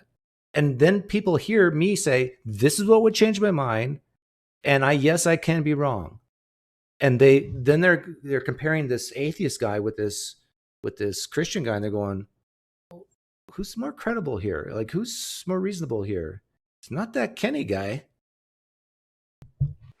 I think the thing that I was noticing was that, especially growing up in a very conservative home, there are times where sometimes the tone you take with people that are being obstinate reminds me of like the talking to you get from like a youth pastor behind closed doors. You know what I mean? Like there's like a controllingness that you can turn on, and then it stops being about. It even stops being about like the arguments at hand, but more about like. I'm having a hard time finding the words for this, but I think you know the vibe I'm putting down. There's like a commanding nature sometimes in the tone that you talk to some of these people with that I don't see other people using. And it's a real tool that I know pastors use all the time, where they'll say something that makes no sense, but they'll say it with the air of objective truth, with a confidence that gives people hope to hear. Do you think that's bad of me? No. What I'm saying is I think I'm noticing that this is a tool that seems to be working, and I don't see a lot of other people using it. And it's something that could be abused, or even could like water down the message that you have, but you seem to like you put it to use when it needs to be put to use usually, and it seems to be effective. And I'm just saying I respect. Well, yeah, it's good. And sometimes people need to hear it that way. Like a lot of times Christians will have this air of confidence that I know is true. For them just to hear someone confidently say back, "This is false," it throws them for a loop. Because all their life, they've heard the opposite their whole life. So, yeah, I tend to be the type of orator who, or use rhetoric that can be shocking at times, and I think sometimes you need that to like reboot your belief system. Well, right on. Those were the only questions I had. I don't want to overstay my welcome, so thanks, Doug. I appreciate it. Hey, do you play poker? Oh, I'm a terrible liar, dude. I smile way too much. You don't have to lie to be a good poker player. Christianity, man. I can't do it. Yeah, I know how to play, but I'm awful. How many years have you been out of Christianity? Probably coming on about 9 now. They've been 9 of the happiest, most successful, honestly. A lot of other doors opened up in my life other than faith and belief and all that stuff. Like, it's crazy the kinds of things you're capable of when you don't have baggage. Like, I don't know how else to put it. It sounds cliche to use those kinds of terms for it, but my lived experience, it is a liberation. It's a multifaceted liberation. And it's been Listen great to this. The year after I declared myself an atheist was the best year, most money I ever made in my life. Well, second most. Last year was best. Yeah, what is that? Yeah. What is that? I say this because there's so many Christians who honestly believe, I'm not saying this the majority, but there's a lot of them, honestly believe that if they left Christianity, that bad things will happen to them. And in my case, like you said, your life got better, my life got better, not just financially, but in so many different ways. Like the Lord truly blessed me by leaving him. I mean, the mind is hydraulic, right? All this energy, all the energy that I was funneling into corners of my brain that were not productive, that after leaving religion, it's not even about, like you said, it's not even about money or being productive. It's about all that energy now went into all these other places. Mm-hmm. And they're usually places that I've been cutting myself off from. Things like art or entertainment that I had previously thought was sinful, but now after the fact I realized, wow, that was challenging to my life, and I needed to hear things from a different perspective. Like, I'm a more well-rounded person. I'm better educated.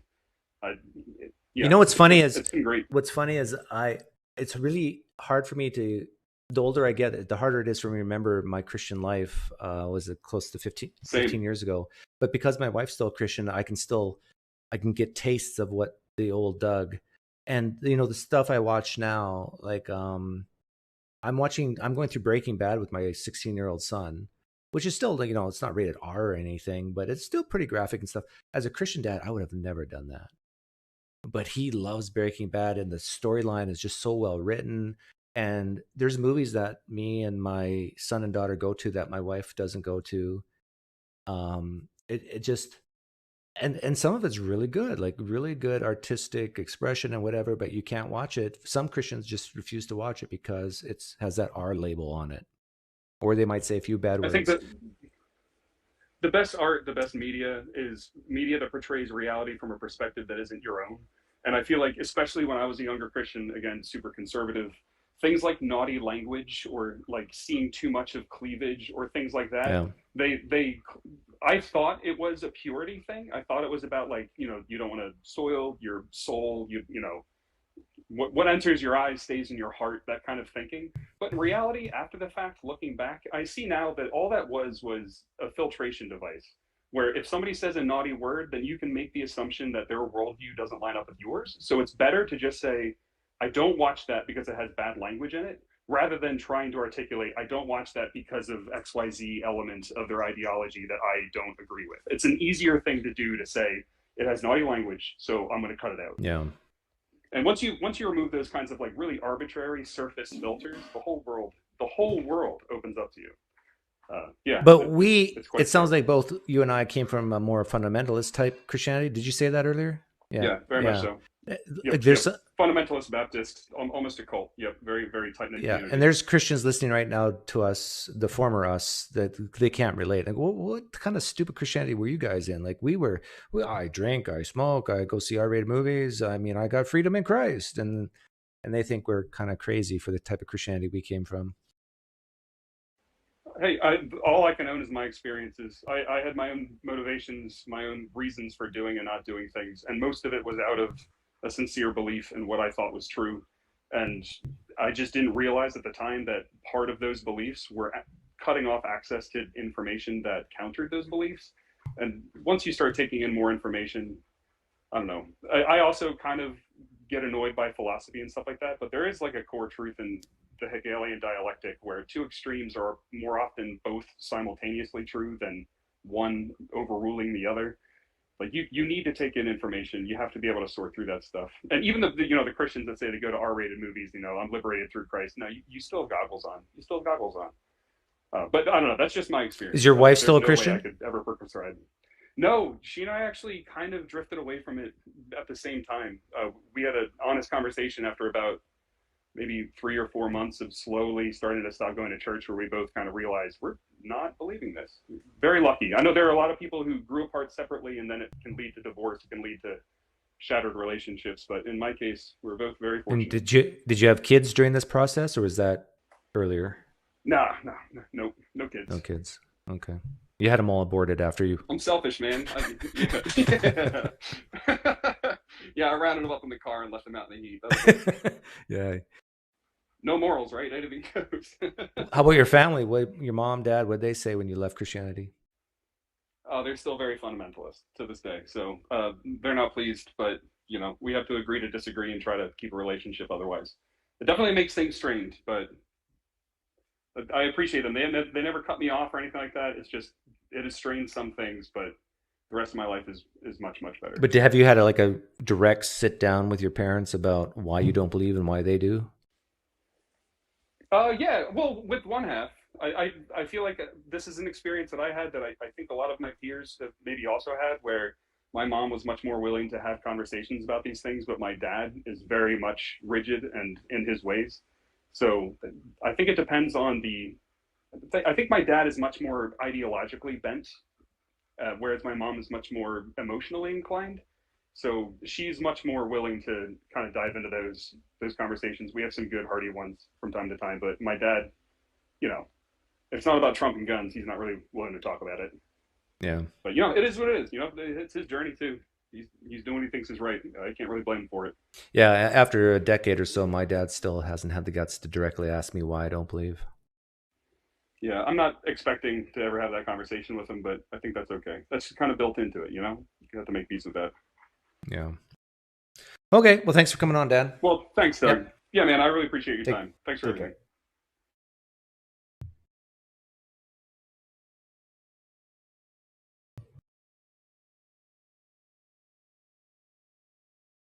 Why would I ask that, Jimbo? What does that have to do with anything? Do you know Dan?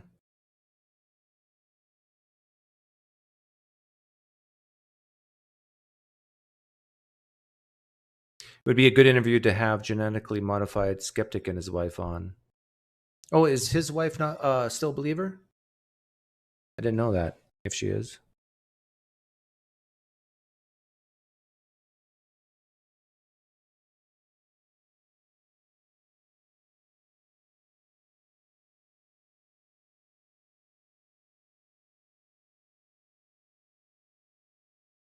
I know of God, it's real, like, but preaching I cannot handle.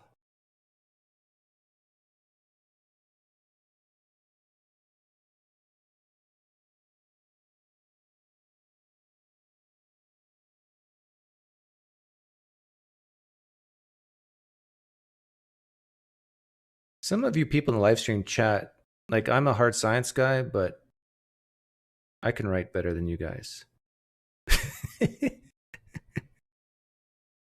Actually, for a living nowadays, I have to do a lot of writing. They're both atheists now?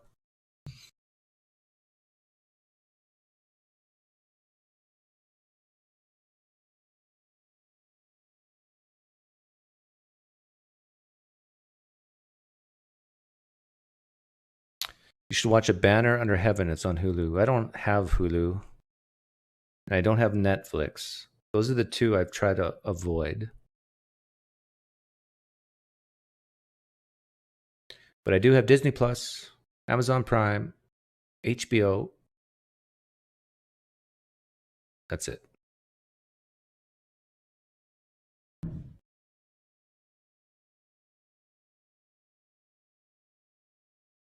Name 2 countries that start with D.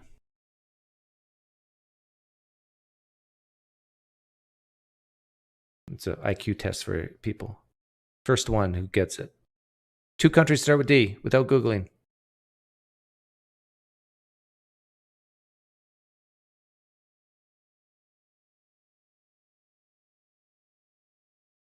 I need to learn how to read your stupid. Our stupid. No, I can't rap as well. See, look at that. Nobody's smart here. 2 countries that start with the letter D without Googling. Or maybe it's just a big delay.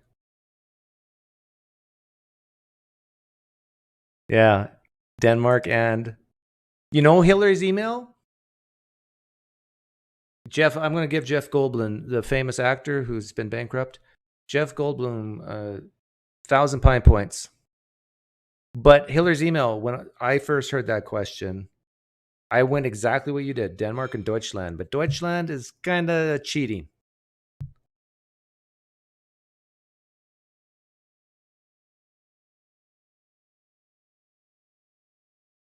There's Denmark, Dominican Republic, and there's 2 other countries that start with D. There's only, I think, 4 countries out of 214 whatever countries in the world that start with D.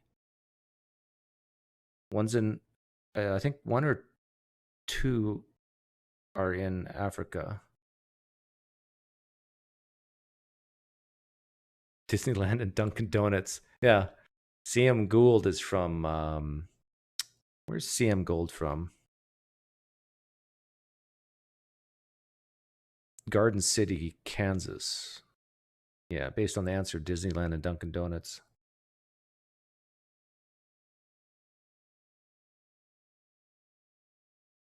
Oh, Dubai?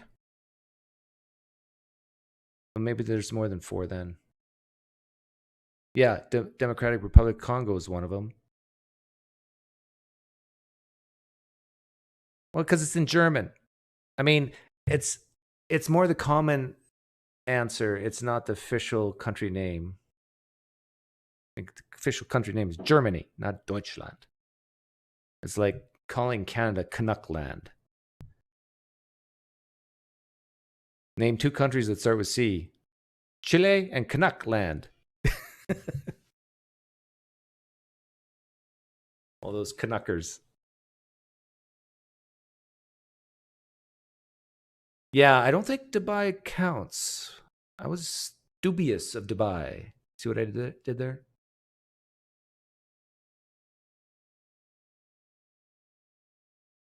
Question is Dubai, is it its own sovereign city? No. Kanakistan. I said this on, I'll leave you with this riddle. Here's a riddle. Only smart people get this. So this is your intelligence test. And if you saw it on Nathan's channel yesterday, then don't give away the answer. 3 businessmen, they're on a business trip. They go to a certain town. It's late at night. They need a hotel room. All the hotels are booked solid, except one hotel has 1 room left. And the hotel manager says, $30 for the room. And the 3 businessmen say, okay. So they each give $10. They go up with the bellhop and they go into the room. The bellhop comes back down to the hotel manager. Hotel manager says, you know what? That's a horrible room. It's small. It's the last room we have. It's not worth $30. You know what, bellhops? Take this $5 back to the 3 guys. I'm only going to charge $25 for the room. So the bellhop says, no problem, boss. So the bellhop goes back to the room. And on his way back to the room, he says, how am I going to break $5 to 3 guys? He says, I know what I'll do. I will pocket $2 for myself, and I'll just give them each $1 back. So here's the riddle. Here's the question. They each paid $10 for the room. They each got $1 back, right? So they each paid 9. 9 times 3 is 27. The bellhop kept 2 for himself. That's 29. Where's the missing dollar? You start with 30. Now it's down to 29. Where's the missing dollar? They each paid 10 for the room. Each got $1 back. That's $9 each they paid. And there's 3 of them. 9 times 3 is 27. Bellhop has 2. That's 29. There's a missing dollar. And this is why God exists, because it's a mystery. There's just some things in life that are a mystery and we'll never figure out. And therefore, God must exist. Now, besides Deepak, if there's anybody who can do it in one sentence, explain why there's a missing dollar or why it seems like there's a missing dollar, oh, kudos to you.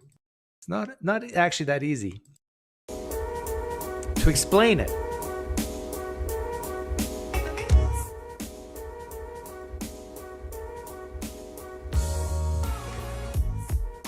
Okay, Hillary, you win. Got me in handcuffs.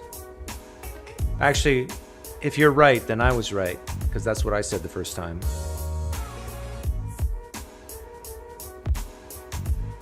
See, if Kenny were here, his brain would be on fire. If Kenny were here, he would say, the devil took the dollar.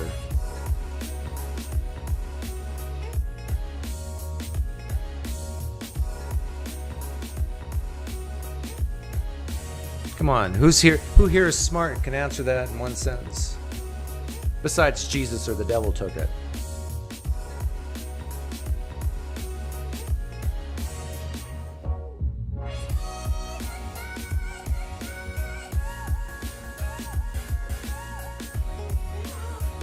I'll explain it at the very end.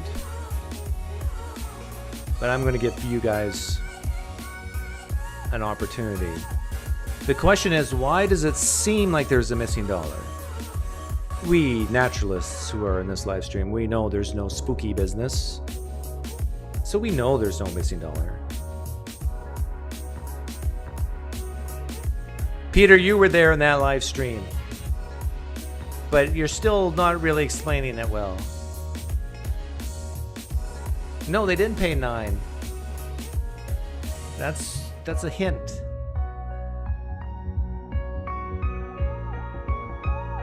Gomeo says it's 3 times 10 is 30, minus the 3. That's 27. It's not 3 times 9. Well, that's 27, and that's not how the math question was really phrased. I think I know where you're going with that, Gomeo, but you guys need help? The reason why it sounds like there's a missing dollar. By the way, am I audible or is the music too loud? Because I want you to get this. I want the people from Garden City, Kansas to really understand what I'm saying. So maybe I'll turn down the music a bit.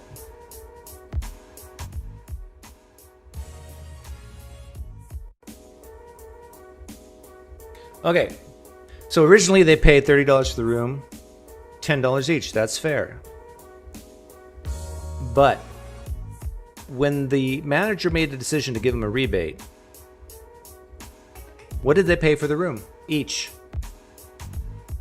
I'm not going to give you all the answers. What did they pay for the room each? After they got the $5 rebate. Someone answer me. Write it. I'm asking for a number. I'm too loud? Or the music's too loud?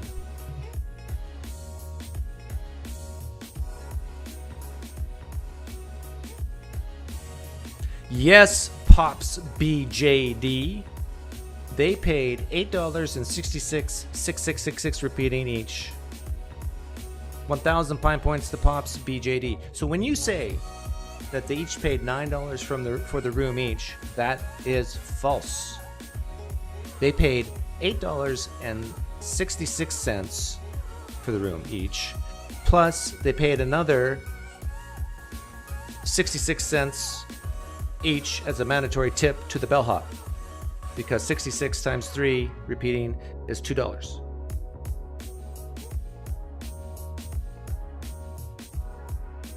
So really, when you work up, it's $8.66 times 3 plus 66 times 3 equals 27.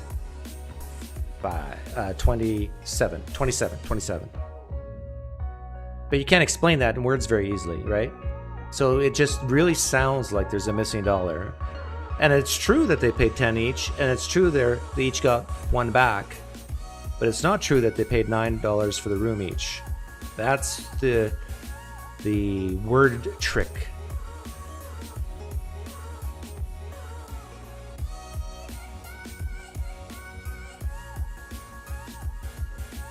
Yeah, leaves you with a missing penny. Right, Ray. You add 3 to the 25. Actually, you add 2 to the 25. The bellhop kept 2, right?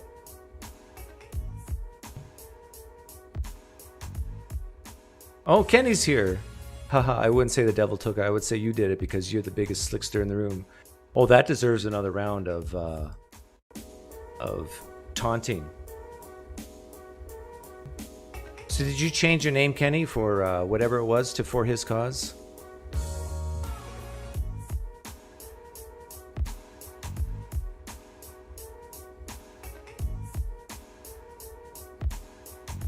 Why am I a slickster?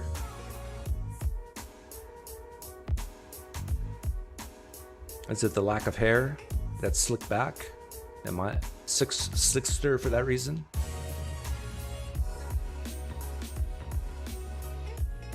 Or is it because I can cause Christians to doubt?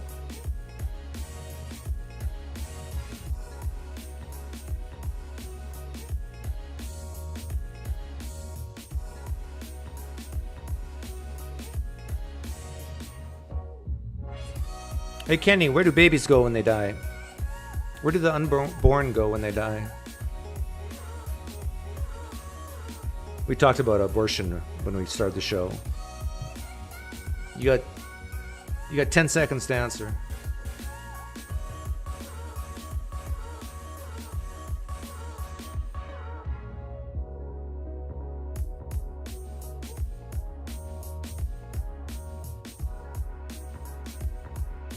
He'll probably say they go nowhere, they're sleeping. You know what I mean. Final judgment, the final day, the return of Jesus. The babies, the dead go... Their final destination is where?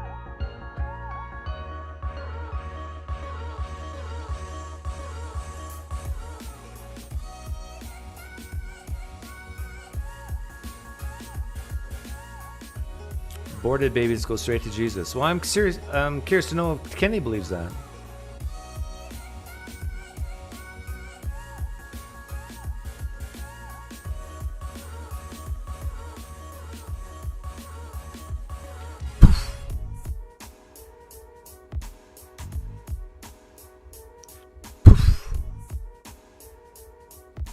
I've just been aborted twice.